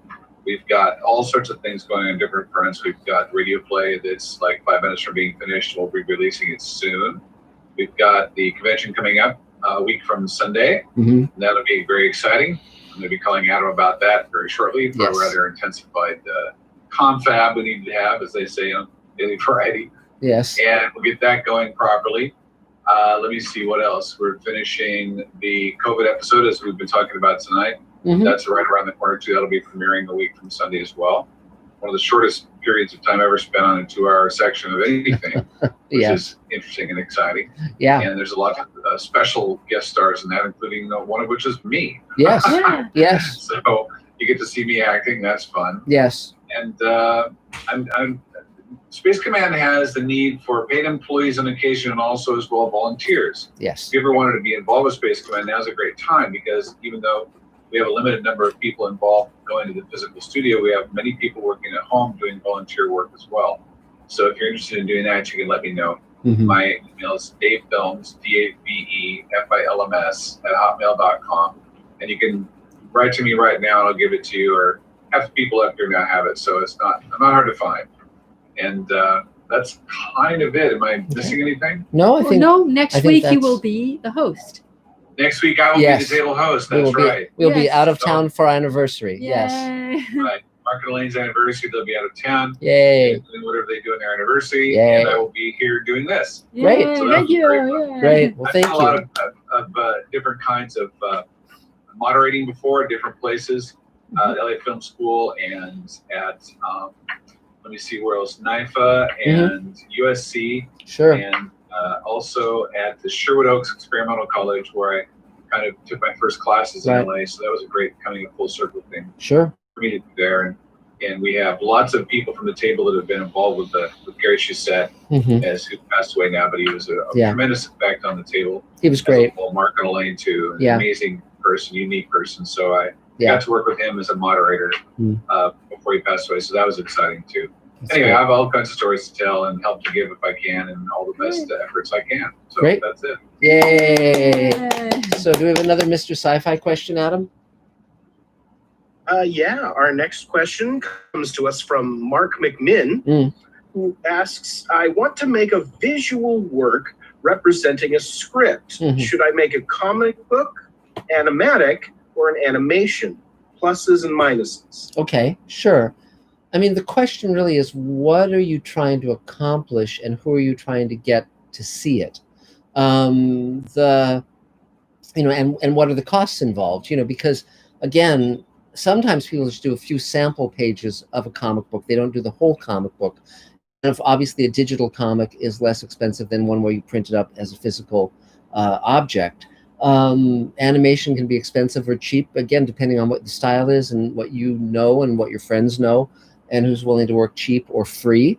There's no right or wrong answer per se, because you're basically just trying to make it as visual and as interesting as you can. So it does depend on your skills. Yeah. And you don't want to make anything that seems amateurish. No. They're not going to say, oh, well, he didn't have much money or he didn't have, access. It's like what they see is what they think you judge as professional. Yep. So whatever you can do that to your eye is really professional. It can be even a few pages that you draw. It's like, but what seems really professional and polished, where you'd say, oh, that goes as professional art, that goes as professional animatic. So that's basically the rule. It's what do you have access to and what are your skills? Yeah, that's sort of it. So yeah, absolutely. So let's see. So Tabanga, go for it. Oh, got to unmute. There you go. Oh, yeah, there you are. Hello. Yes, I'm Matteo. I am full of shit. And, no, I am whatever. We did a long time ago. We did a stupid movie called "Bad CGI Sharks," which I don't mean to brag, but it has been rejected by over 40 festivals. So we are okay. I mean, we are in the league. We were supposed to make another movie this year, but pandemic. So right now we're working on the same story. Is a reverse exorcist. Is when a guy gets possessed by an angel. Mm-hmm. That's interesting. So yeah, and in the meantime, we're working on. When I say we, it's my two writing partners and co-director, co-writers, co-producers, and co-watchers of everything we do. We're working on an entirely green screen show, possibly for YouTube, or at least at first. Then you never know. Kind of like a skit show, and the basic concept is just like we draw in a very immature way the backgrounds, so we can actually set it wherever we want. And there's just like one skit after the other. Other than that, I can come to your house and clean or cook, whatever, because at this point we're all desperate. So anything goes. Great. Well, that's fine. And again, the trick with this bizarre time for all of us is to find the way to work with the limitations and turn them into opportunities. And that's so one just has to be very imaginative. Did you have any questions? Did you need anything? Just like if you can give me a purpose in my life, because I'm really had no idea. Yeah, I mean, in terms of finding purpose in your life, it's always a good idea to start to be a tuning fork for what really excites, enthuses, just really, really kind of lights you up in terms of things. I mean, I knew very early on that science fiction was sort of my language, and that I would be a writer or an artist. And I'm always just gravitating toward what's exciting to me, what's fun for me. And sometimes it's a small detail, like for instance in Ripple Effect, the new episode, there's a British interview show, and I have it on BBC 12 because in 2001: A Space Odyssey, they were interviewed by a show that was on BBC 12, and so we utilized that graphic, and it's a little tip of the hat to one of my favorite movies, and that's a very small thing, and a small number of people will recognize it, but just something like that makes me smile when I think about it. And so it's just finding out. So it's not so much having a purpose with a capital P, it's about what makes it worthwhile to get out of bed each day. Well, it's following your passions and having the confidence to believe that your passions matter. Yes. And so I guess I'm on the right path. Yeah, yes, exactly. So anything else?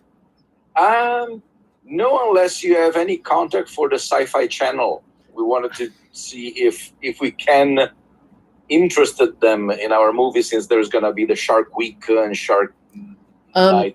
I don't know who the executives are anymore there. I knew them for a long time, but I've been away from. Yeah, I also knew all the people and all the phone numbers I have. Just they've gone and dissipated. No, so, never mind. There's been okay. Well, great. Well, cheers. Thank you so much. Unfortunately, I have to go. Before I go, happy anniversary at this point. Thank you. Thanks very much. Happy anniversary. Thank you for having me, and I'll see you in 2 weeks then. Yes. Thank you. Thank you so much. Bye, David. Bye. There. So, Adam, another Mr. Sci-Fi question? Yeah, our next question is also from Ziggy. Okay. Another Ziggy. question from Ziggy, who asks, do you think there's any chance of a Sliders revival or reboot? As a Sliders fan myself, I want to know this too. Yeah, I hear rumblings, but nothing serious. And so, because Sliders was a very... I mean, they had it running in different ways over a number of years, and I think it kind of was a little below the radar of a lot of the executives.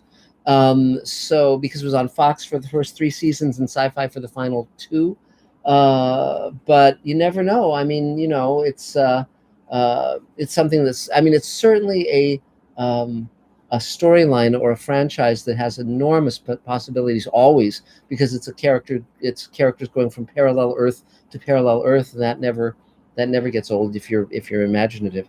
So yeah, I wouldn't mind having that come back. It'd be fine. So I guess the next person's Karen McKenna. If you want to take your turn, Karen. Hi guys. Hi.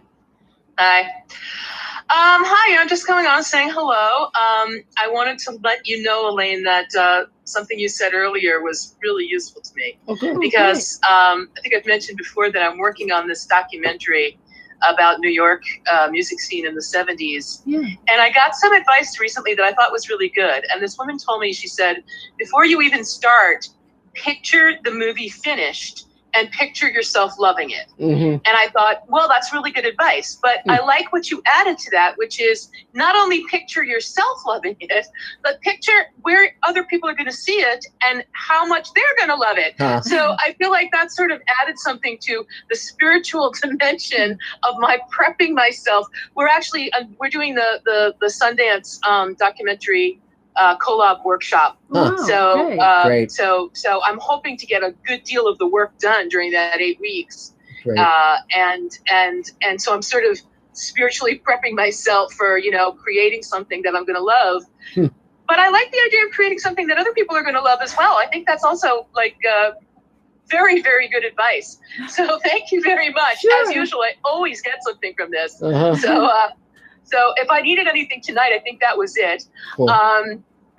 Send some people over to do some of the work on the set this week. Thank you. Was just private texting with David, so I think some of them worked out, some of them didn't maybe, but I love what you guys are doing. Love being on every week. Just love listening to you. Lastly, happy anniversary. Thank you. Thank you. Enjoy it. Thanks. Don't think about us at all. Thank you, Karen. Yay! And for those who don't know, it will be our 43rd wedding anniversary. So that's wow, pretty exciting. 3 cheers. So, Adam, is there another Mr. Sci-Fi question? Yeah, we've got our next question is another question from Willem Sowers, who asks, will we learn more about the aliens who built the ship in Space Command? Yes. The EMA.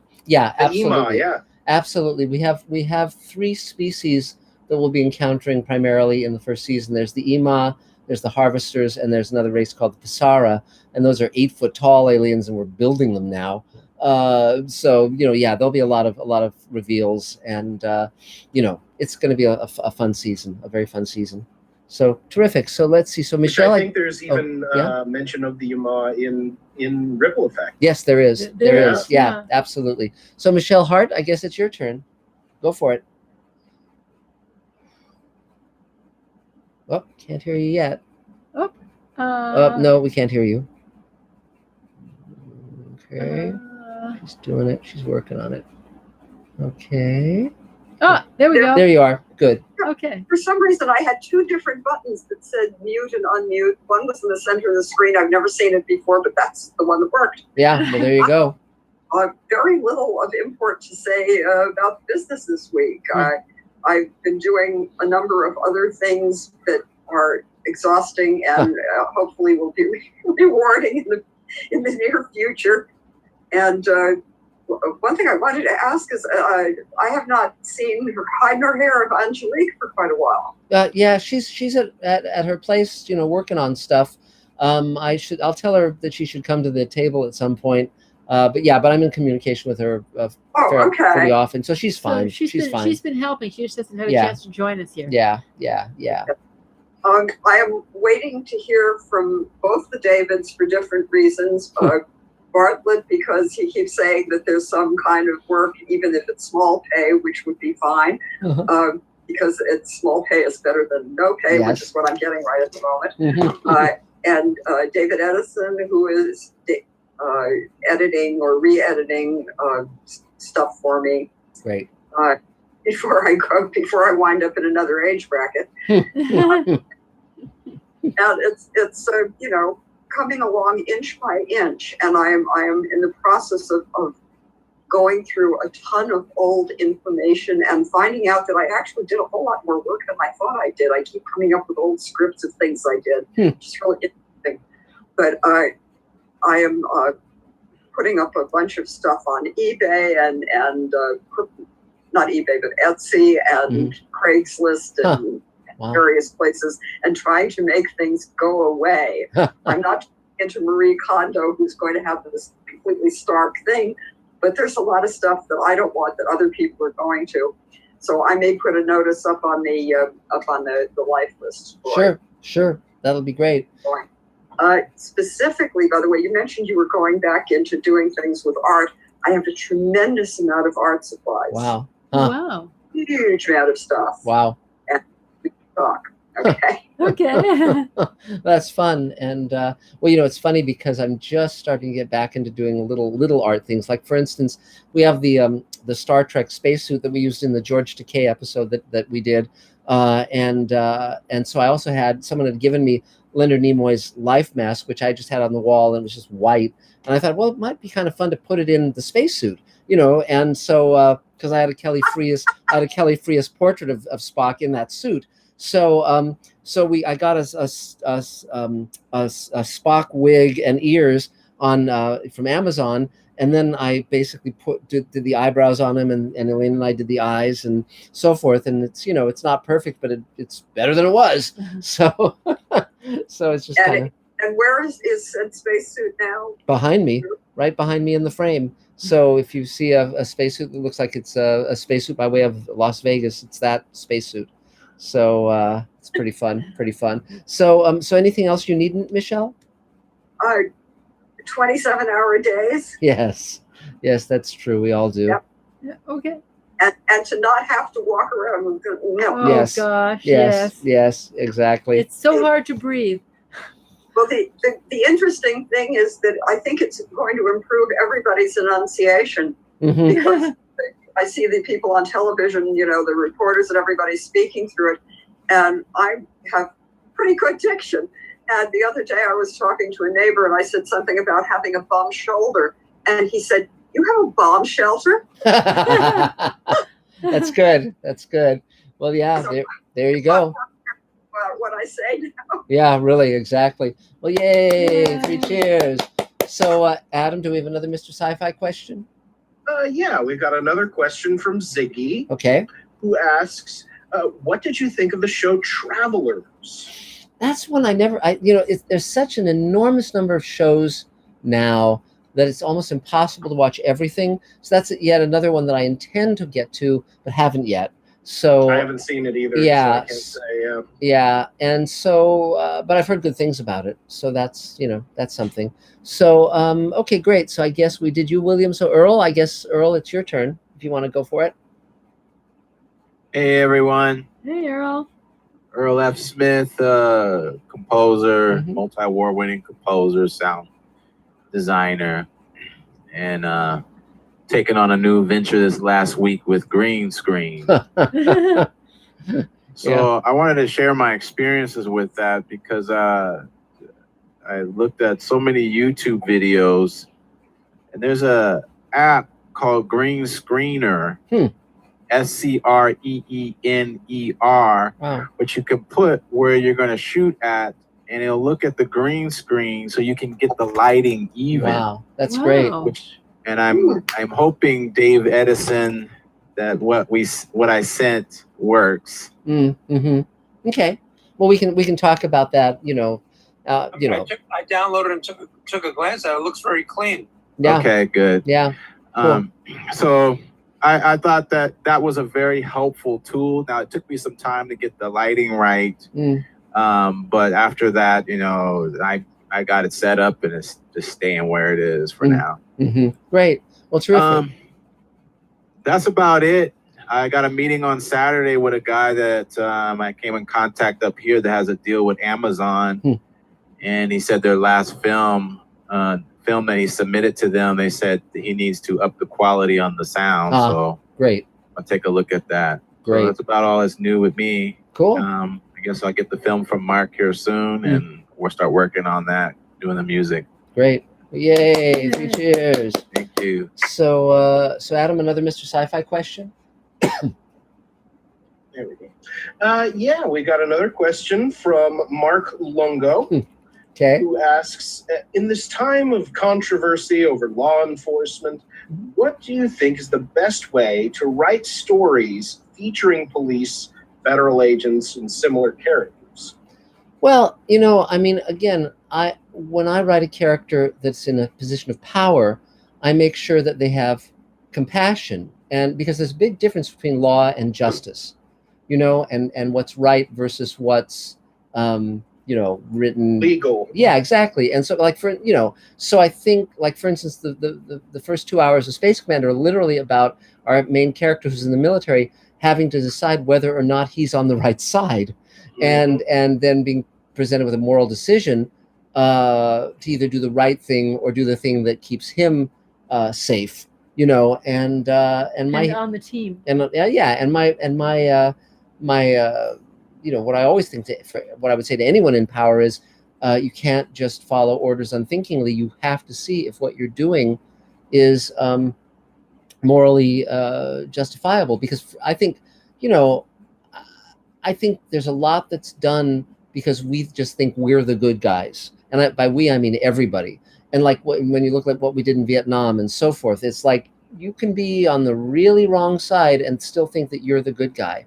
And I think you always have to be kind of shining a light on that and saying, wait a minute, am I a force for good in the world or not? And really be rigorous about that, because otherwise you'll end up doing terrible things, So that's just my thought on it. So let's see. Now I guess it's Sarah Char. Go for it, Sarah.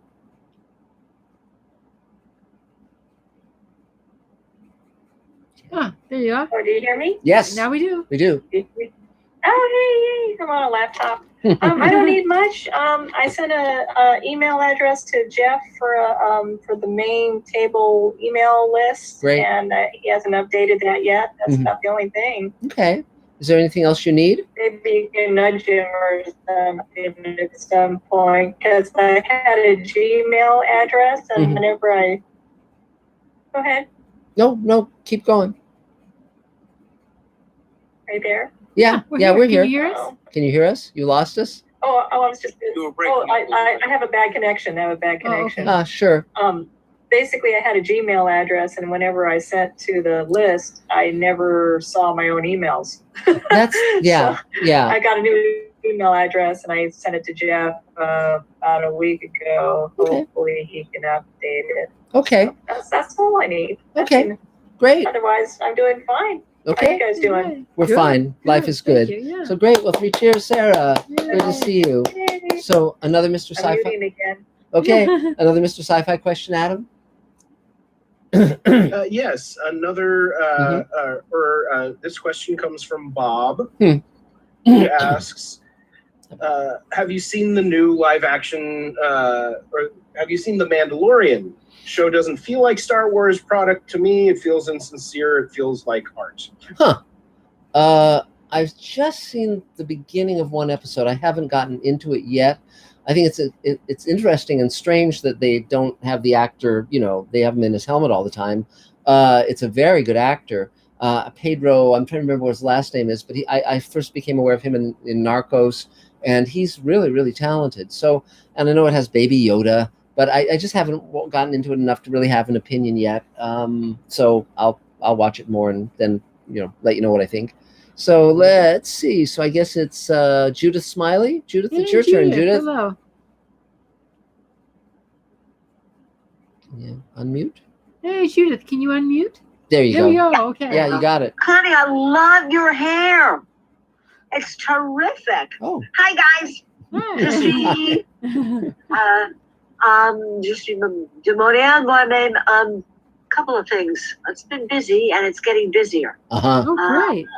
Yeah, Apocalyptic is going out on Monday. I have a number of people that are really interested, and David Bartlett, it's all due to your log. Oh, she's not. It's all due to your log line. I loved you. Wow. You're going to get me work. Yeah, it's really terrific. I took a 2.5-hour workshop with Stage 32. And thank you to Susan Flake. She's not here. It was most of the stuff they said was repetition of what you have said, but they have some interesting things on the internet that are free to interact with other people and network. Anything to get me out of Pelican Bay here. I'm going nuts. I would like to ask 2 questions, really. Sure. One is if I'm at a pitch fest or a virtual pitch fest, Mhm. how long, which reminds me, remember that pitch fest that we went to, the Yes. Market of Land? That was funny. How long should the pitch be? I understand that you're not going to say, there she went here, but you want to touch, I would assume, on the salient points. How long should it be without making everybody nuts? It should be no longer than 40 hours.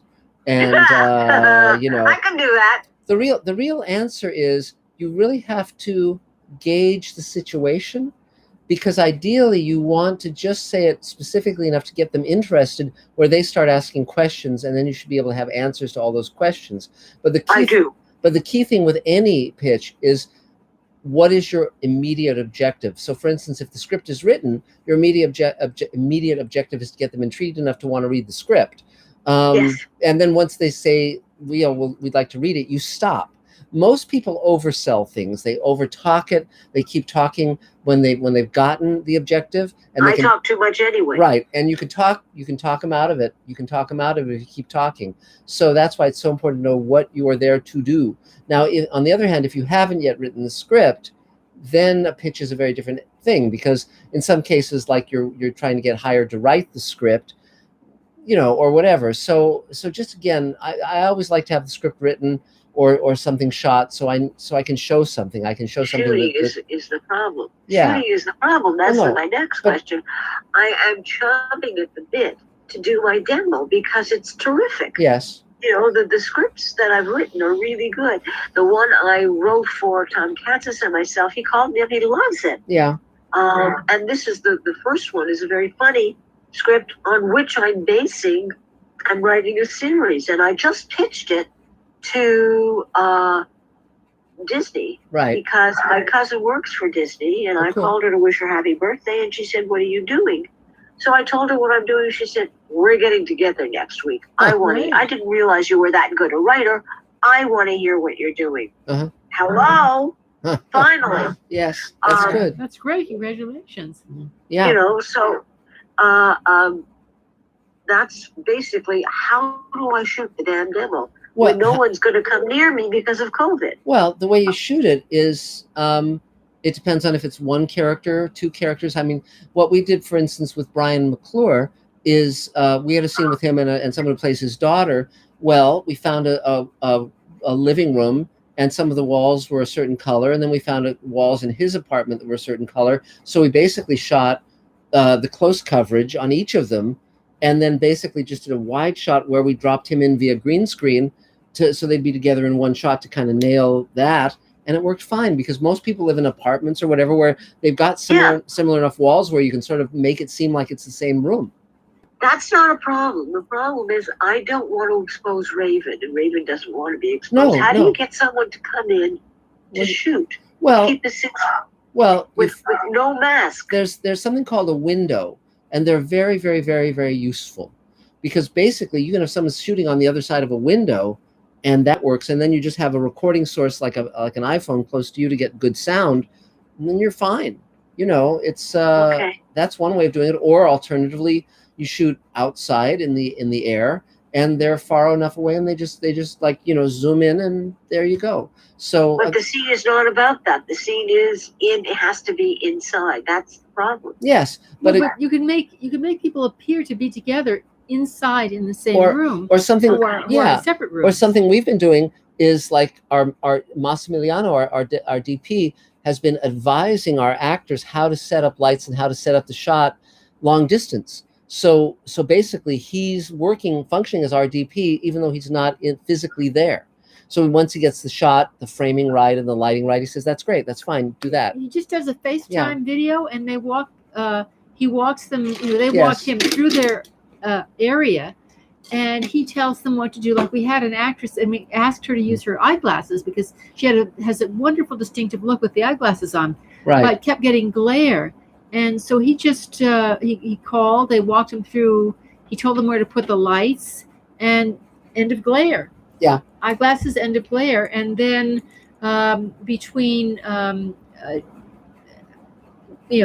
green screen and our actors. It just Everything is doable. It looks like it all got put together. What you do is just ask questions until you find the answer that you can apply.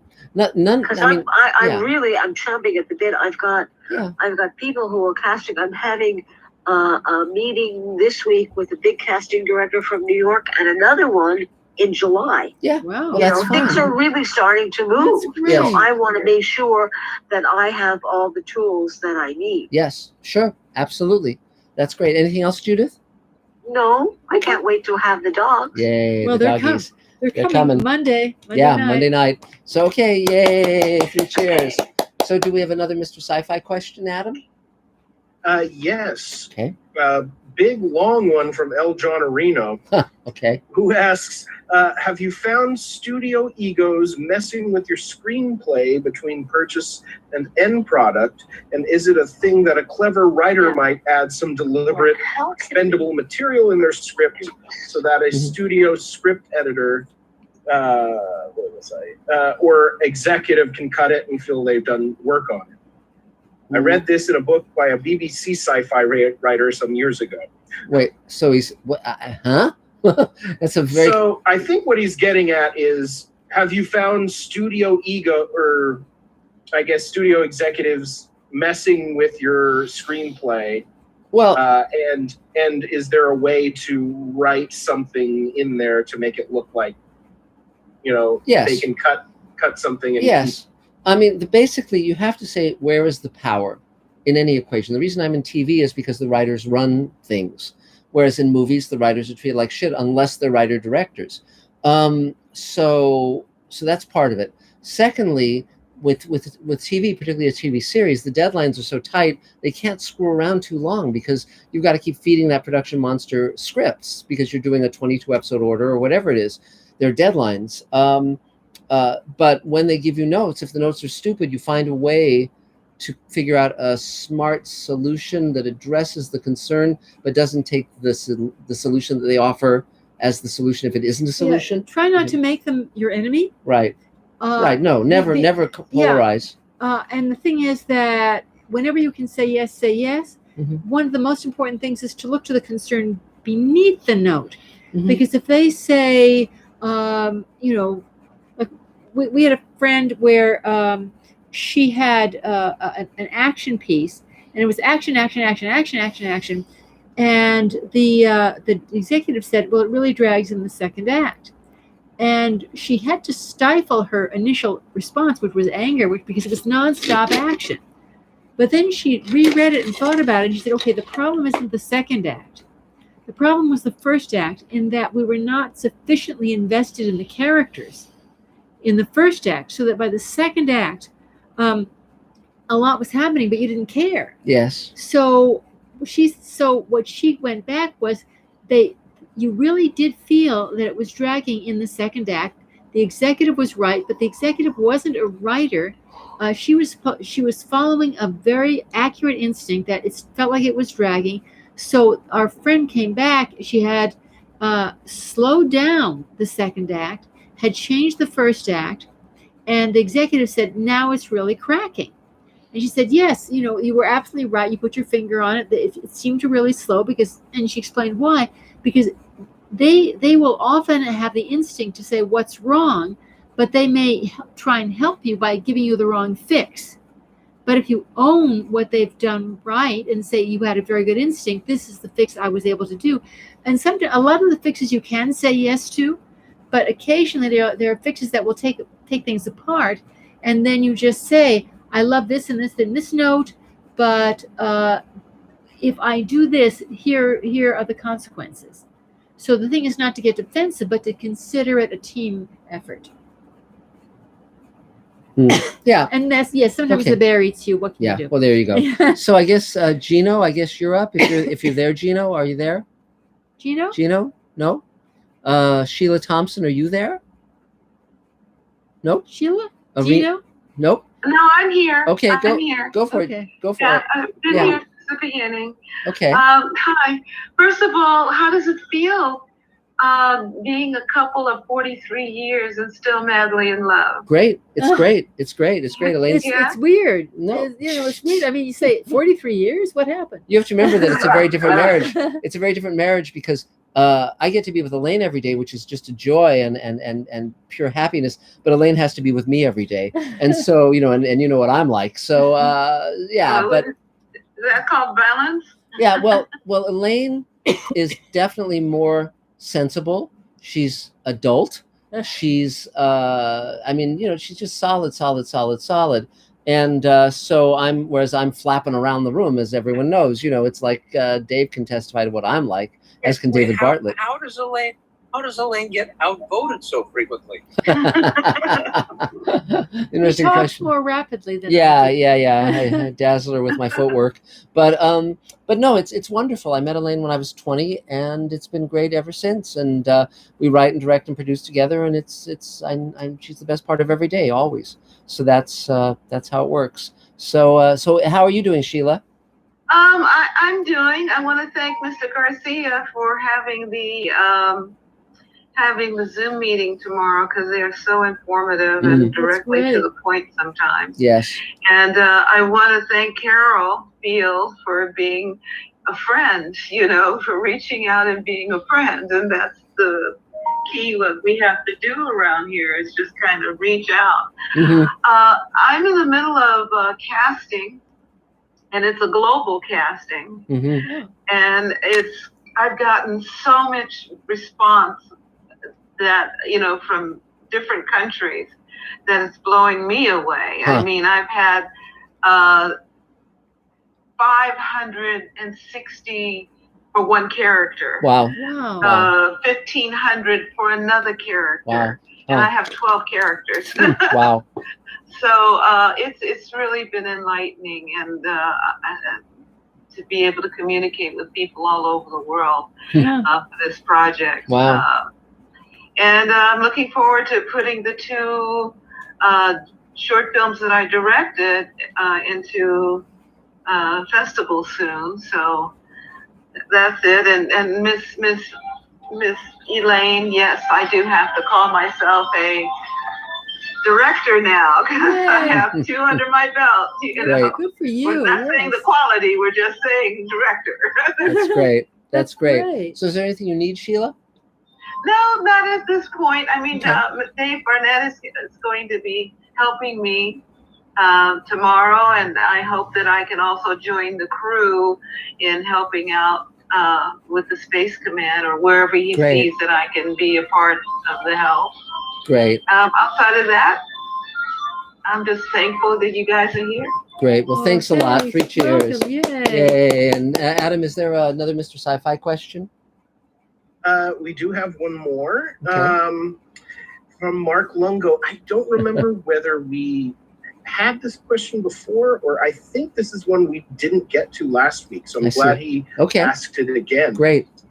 Any comments on the old Thriller series hosted by Boris Karloff? Yeah, my friend Doug Hayes wrote and directed for that show, and he had told me a lot of great stories about working with Karloff and so forth. It's an extremely variable show, so some episodes are great and some are much less great.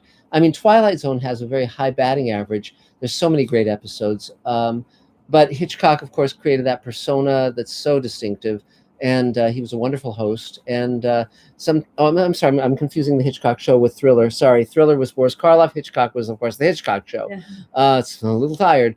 Been working all day.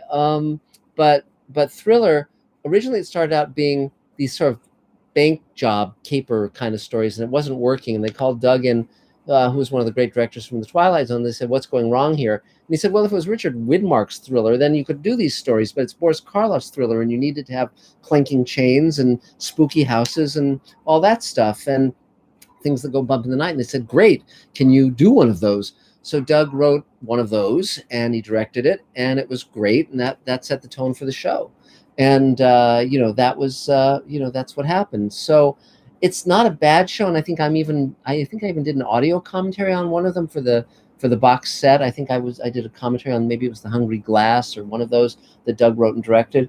So it's an entertaining show. The great thing about TV in the late 50s and early 60s is that the talent pool of actors is so astonishing. So and they'd all go. You'd see them on all the shows. So Jack Klugman and William Shatner and John Fielder and Burt Mustin and on, Elizabeth Montgomery. And, they were going between comedy and drama. One week they might be on Gunsmoke, and then the next week they might be on Gilligan's Island or whatever. So so that's what really sets it apart. Just phenomenal actors. And so that makes it's a show worth checking out. Absolutely. Very, very fun. So let's see. So now I guess we did Gino. Gino, go for it. Okay. Oh, you got to unmute. You have to unmute your mic. There you go. That's okay. How are you doing, Gino? I'm good. How about you? Got a mic problem again. We still have that same distortion. Okay. Let's see, can you turn it down or whatever? Okay. He's kind of like that in person, too. Very funny. Yes, that's funny. So great. Okay, we're in the helicopter. Okay. So, okay. Have a good one, Dave. Okay. Yeah, happy anniversary. Thank you. Thank you. Thank you, Gino. You bet, absolutely. Okay, I see about 4 or 5 people on here that I've never seen before. Yeah. So, my usual quick spiel. Sure. Hi, Gino, actor, filmmaker, comedian. I've had a nice, good month of virtual shows. I'm real happy with. It makes you feel real good when people laugh. That's great. Yeah. Okay, so I'm available for table reads, and and as far as acting, if I fit the specifications of who you might be looking to cast for something, I'd be honored to read for you. And boom. And also, if you know of any open mics or anybody in the comedy industry that might be looking for somebody, that'd be great. Great. And that's all I got for tonight. Okay. Well, one question. What kind of comedy do you do? I mean, is there a way that you could... Is it funny comedy? No. Is there... It better be. Is it... No, but Yes. what's your basic approach? Just so somebody might have know what would be an appropriate venue. Okay.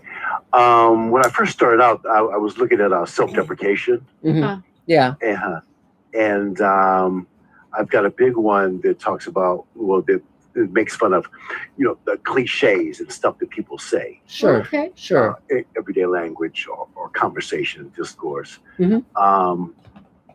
And those are the main things. As you asked that, I know I do a lot of other crazy stuff, but I need to make a whole more categories. Huh. That's okay.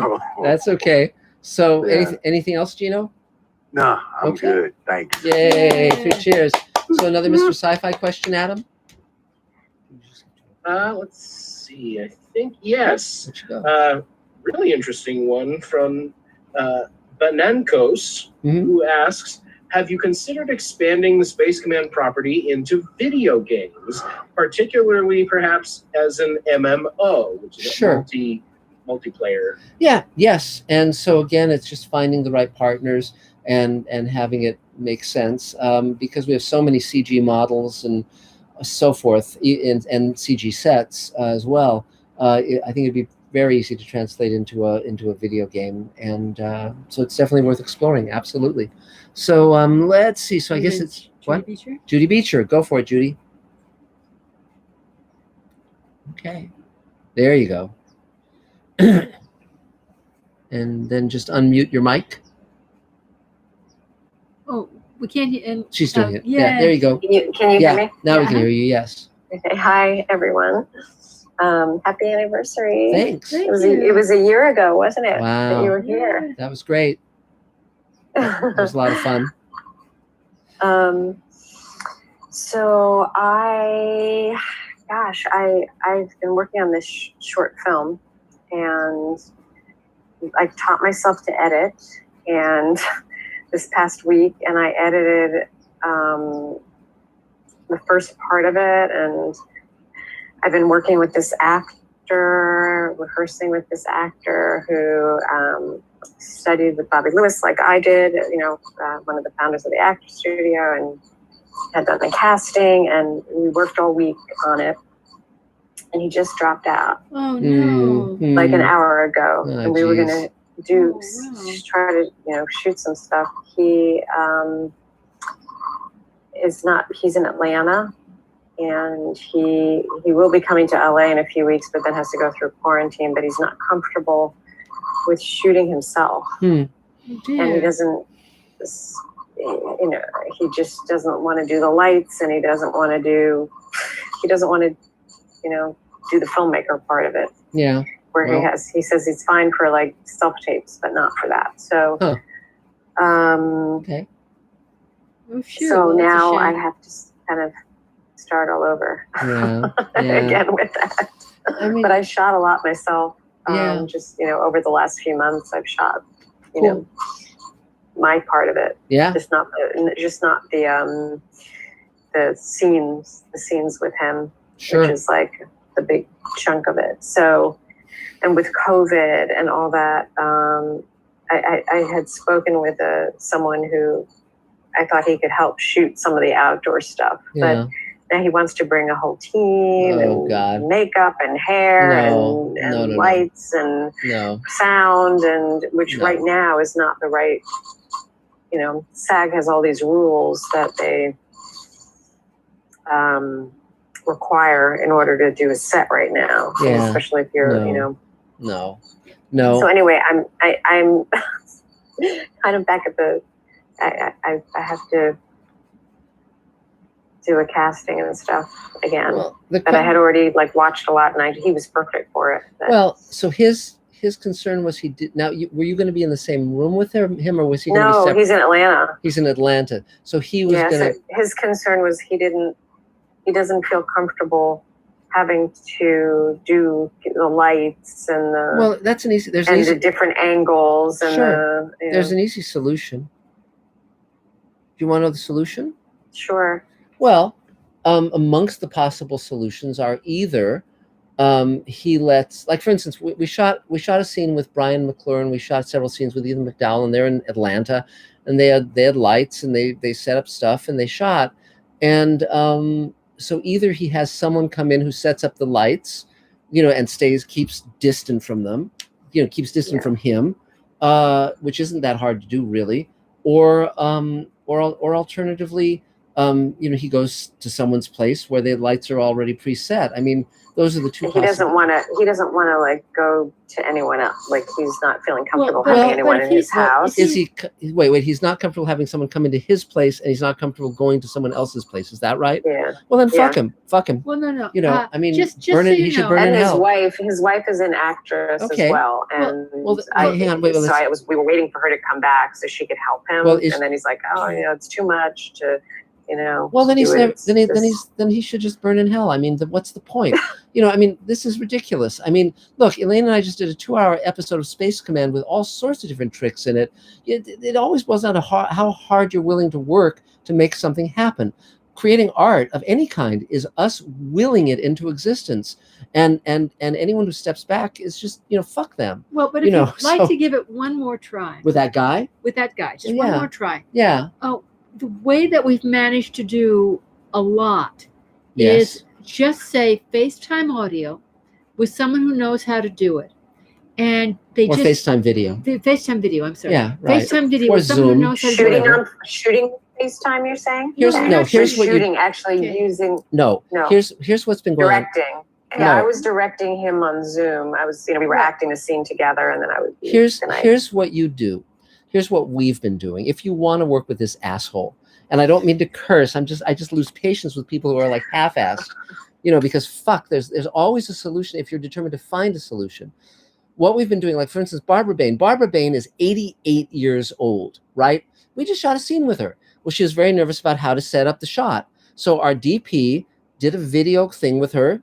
She moved her little camera around to show what the angles were, what the possibilities were. He told her how to light it and how to set herself in front of it, and bang, off we went. It's and we've done that with several of our actors who are a little nervous about lighting themselves. It's not impossible. You just have to be willing to do something. And the thing is that with Massimiliano or any, Anybody. DP, he said, what if you got that lamp will do? Just turn off those other lights. Yeah. Sit yourself right here and push that button. And they that's what got happens. a very good scene, and she's like really challenged technically, but it was a FaceTime thing where she said, well, show me this, walk around. And so she was seeing him, he was seeing her, he was seeing what her apartment was, and he set it up so she didn't have to bring in anything or do anything extra. He knows how to use light that's just, current, that's right there. And it was just, somebody who knew what they're doing. And if you want to stick in Georgia, both Brian McClure and Ethan are McDowell, they're there. They live there. And they could walk him through his own place and show him how to do it on his own, 1, 2, 3, simply not bringing in anything extra. Yes. Because people know how to do that, and they're right there. So they could talk to him. They could use their mouths. Brian's in it. He's in Atlanta. Brian McClure and Brian and Ethan both, two of our leads. They're in Atlanta, and we've gotten some very nice scenes from them. And our DP has been like walked several people through it. And yes, our DP is from a country called Italy. Yes, but he's in California. But just with this FaceTime thing, he saw what they had, adjusted the lights, their own lights, and how to angle it. And it's not that technically challenging. It doesn't have to be. It doesn't have to look like a Stanley Kubrick movie. It just has to work. And, people are really aware that we're all living under these interesting strictures right now. But I mean, if you want Elaine to call him and kick his ass, then that's fine too. Elaine will call him and tell him what an asshole he is, what a wiener. I mean, hell with it. I mean, but if you wanted to talk to Brian or to Ethan and say, could you talk to this guy via Zoom or iPhone? I'm sure they'd be happy to. The good thing about the iPhone is that then he has an iPhone 8. Great. His wife has an iPhone 10. Great. Well, but in terms of setting up, the thing about the iPhone is that a third party, a second party, can be walked around the apartment, can be shown what the lights are, where they are, et cetera, and that a third party. What do you mean? Well, like Massimiliano, second party. Massimiliano said, they'd be on FaceTime video, and he'd say, what lights do you have? Just show me the lights you have. Show me where you want to shoot the scene, and I'll tell you how to set it up with what you have without having to get anything else. And that's what I did with him. I was doing that with him. Like we did a walkthrough in his place of what he had and where we were going to shoot it and how it was going to, we did like a test thing, and he just like, I said, can you check to see if your wife could help you with it? She was away on vacation. So I said, just check to make sure that she's available, that she can help you this weekend. Mm-hmm. Mm-hmm. And Judith, is there any possibility that this person has cold feet and that he would like out? Because there seem to be a whole lot of reasons why he doesn't want to. Maybe. I mean, I'm SAG, and he wanted me to do it SAG, which, I spoke to the union as well. Yes. And SAG said,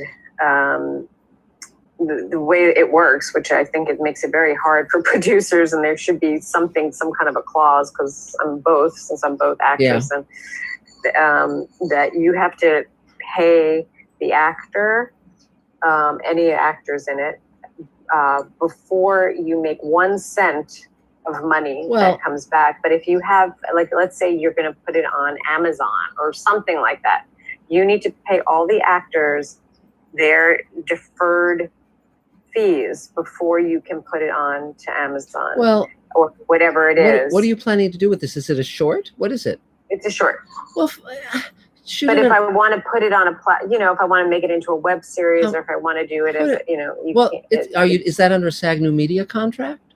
That's what the SAG, that's SAG. So for SAG short. No, it should be a SAG New Media contract, because until you sell SAG New Media, there is no defer. It's you have to SAG New Media if it's for a web series. I don't know. We just shot a 2-hour episode of Space Command. We didn't pay any of our actors. We have SAG paperwork, and it's fine, because we're not selling it. We're not charging for it. No one's busting our balls. And so if you want to talk to David Bartlett and get the skinny on that, he's handling all of our SAG paperwork. I mean, again, I'm in my life, I'm just trying to simplify things. I have zero interest in overthinking it or overcomplicating it. It's just. But he sounds sort of like a pill. Well, this guy, yeah. I mean, if you want to really stretch as an actor, Judy, you could actually take on the male role in this short as well. And then that would be kind of. I think you could do it. I think you could do it. Just get a Spock wig and a mustache, and you're good. It's going to work. And lower your voice an octave, and you're done. And that's I'll just play all the roles. Yes, yes. Who needs any other actor? I'll just do it all. That's right. That's right. It would save it's a one-person show movie. Yes, yes. I think that'd be very fun. It would be challenging in one respect, but it would save you so much aggravation. Yes, it would. It would. Yeah, That's true. I could just get it done. Yeah, me, myself, and I. Like have to depend on anyone else. That's right. That's right. Yes. I am sorry. That sounds incredibly frustrating. So, so anything else, Judy? Well, tomorrow I guess I'll put it on breakdowns or something or whatever. Yeah, but definitely reach out to David Bartlett. He can walk you through all the SAG stuff, because we're not doing any of that stuff. We're and our actors are all SAG, and they're in Atlanta, they're in New York, they're in California, they're in it's going through their representatives. Saskatchewan. I mean, we've been our actors have been shooting all over the place, and we've had no problem at all. None. And so that's why I would suggest. And then I'm doing CAN next week. I Good. registered for the market, the CAN market. Yeah, so one of our other speakers tonight was doing that. It was who was it? It was what was her name? The one who was doing Carol. Who was it who was doing it earlier? Who mentioned she was going to CAN via the internet? Excuse me, Susan Flake. Susan Flakes. Oh, Susan. Yeah, so she's going to be there. So yeah. Okay. Well, is there anything you need? Besides a new actor, yes. Yes. Yes. Well, just remember that for God, what's that male role? What does it require of the actor for that male role? What type of he's a very good looking. He's a Trump supporter. Okay. Oh dear. He's a good looking light. He's Jewish, but he doesn't look Jewish. Well, yeah. Okay. Well, why don't you just cast Ethan McDowell? It's fun. It's funny. Who? Ethan McDowell stars in Space Command. He lives in Atlanta. He's perfectly happy to shoot his own stuff, and he edits. Oh, really? Yeah. Fuck. He's incredibly good looking. Ethan McDowell. Can you send me his contacts? Somebody can. I mean, Elaine can. Somebody can. Yes. I mean, yes. Go on, Mr. Sci-Fi. He's all over it. He stars in Space Command. He looks like a face on Mount Rushmore. Oh yeah, we can send you his information. Yeah. He's great. He's terrific. Yeah, he's blonde. Doesn't look Jewish, but I think he is. But I really like his acting. You think he is, but he's not. No, he's I not. just put his IMDb in the chat. Yeah, there it is. Okay, great. Yeah, but we can give you his contact info, but just check out his work. He's really good. We like him a lot. If you like him, we'll give you his information. Yeah, give us a call. Mm-hmm. Or shoot us an email. Yeah, text. Send us a text. Whatever. Okay, great. Yeah. I reached out. It was funny because as he was rehearsing today, he started sounding like Vincent Spano, like his voice, and I was like, "You sound like Vincent Spano." And then I know Vincent, so I called Vincent. I was like, "Would you do this?" I know you. You sound like you, and he's like a fake you. Yeah, that's funny. That's very funny. Yeah, exactly. But so great. But well, yeah. So 3 cheers, Judy. Yay. So another Mr. Sci-Fi question, Adam? Yes. Let's see. Our next question is from Spacefaring Civilization, who asks, I believe they're referring to other sci-fi series. Have series productions started again, such as the Orville? No, they haven't. Production is starting up, but very slowly, and really everyone's kind of feeling their way. It's very, very difficult. We're not in that problem right now because of the way we're doing things, but Orville, I don't think Orville has started up, and I know Star Trek hasn't.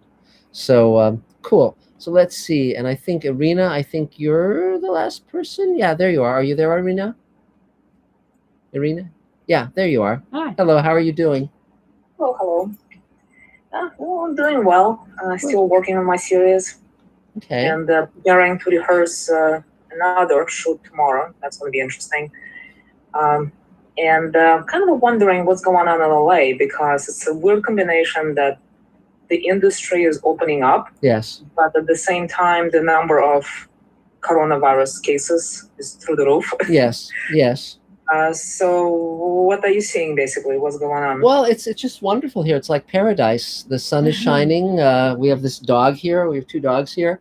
No, I mean, yes, slowly, production is starting again. But coronavirus has not been solved or cured or anything. So I mean, the more people get together, the more people are going to get it, and the more people are going to die. I mean, so we're still being very careful. The restaurants have opened, but the seating is much more. Tables are spaced much more apart, and the waiters all have these face masks. And so we've been eating at a couple of restaurants, but very cautiously. But yeah, it's through the roof because people stop paying attention to the face masks and things. If you do those, for those who are you have careful, to be cautious. You have to be cautious. That evidently is extremely effective.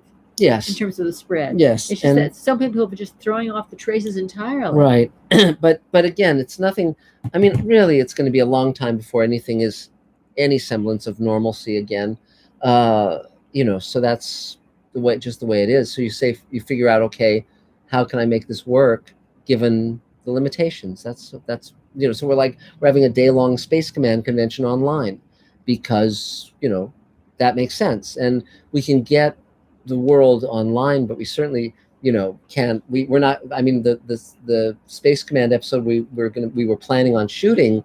It's got things like 30 extras at a time and stuff like that. We can't do that right now. So, but if we have a script if we've got scenes that have maybe 1 or 2 actors at most, we might be able to do those in our studio. Our studio is still open, but we're being very careful. Are you going to handle the insurance situation? Because from what I understand, it's like the COVID coverage is 20% of your budget. I don't know. We have to look into those. It's absolutely crazy. Yeah, we have to look into those numbers. Again, we're David Bartlett's looking into that stuff. We'll see what happens. But again, we're not ready to roll camera yet in our normal way of doing things.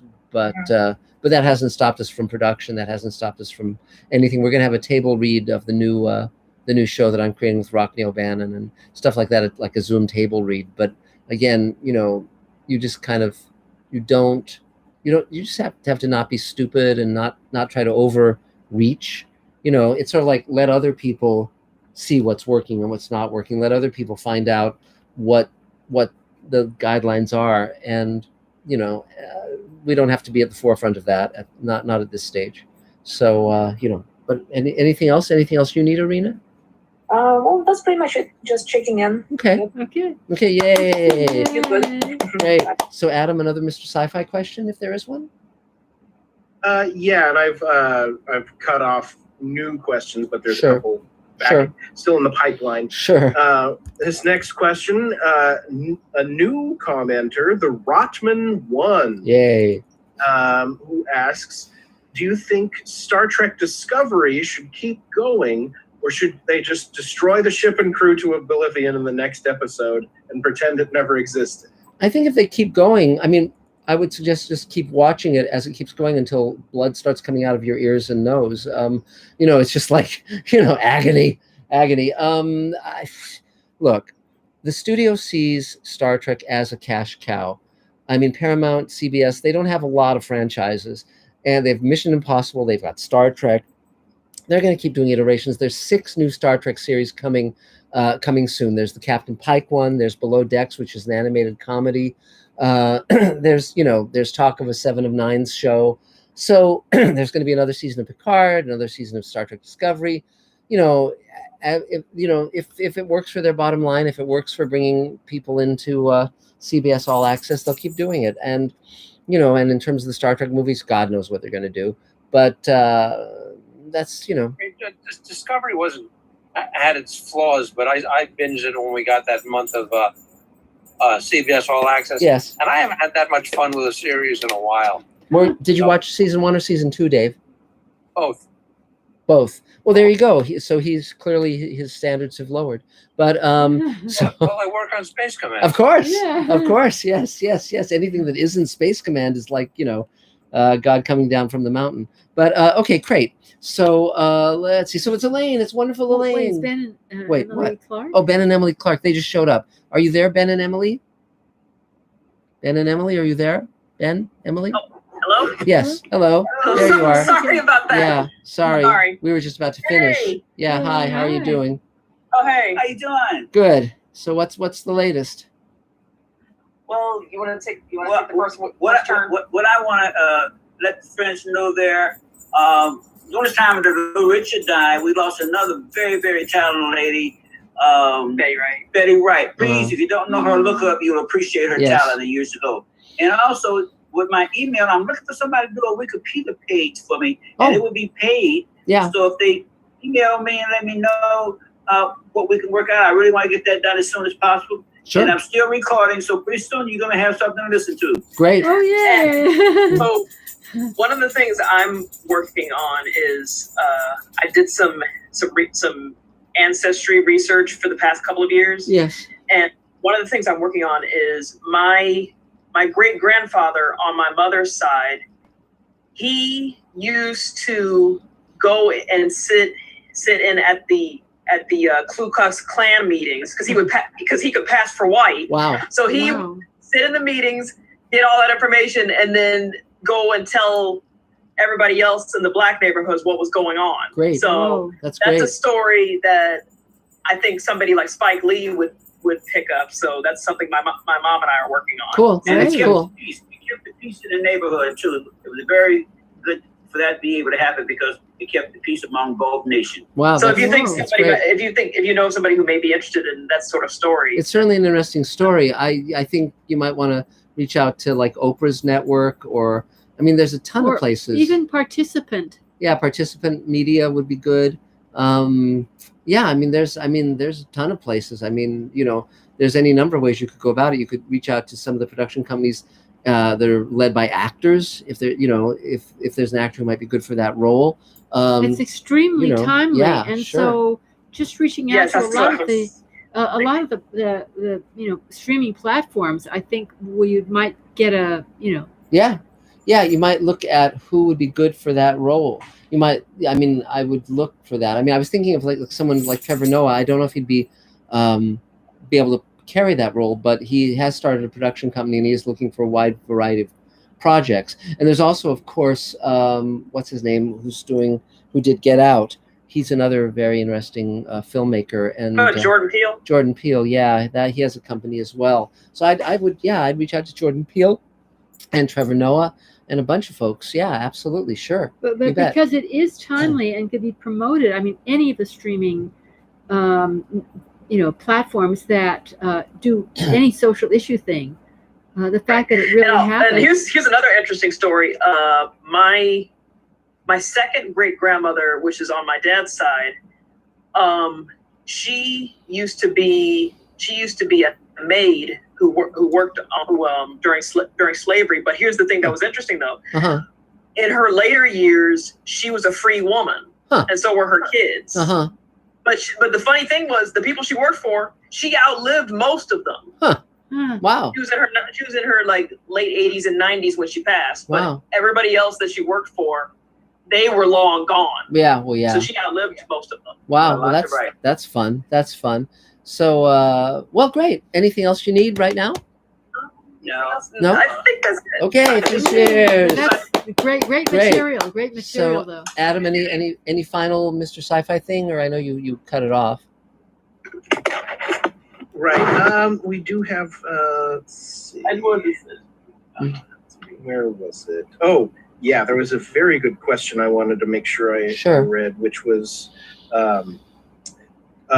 from Spacefaring Civilization, who asks, "Who loved the SpaceX Dragon?" Yeah, I did. I mean, this the launch of the 2 astronauts. That was just terrific, and I'm really rooting for Elon to make it to Mars. In fact, I did a T-shirt that took Ray Bradbury's Martian Chronicles, the first edition, and put Elon's face on the guy coming out of the spaceship. So you can actually buy that as a T-shirt on Mr. Sci-Fi now, and I got mine.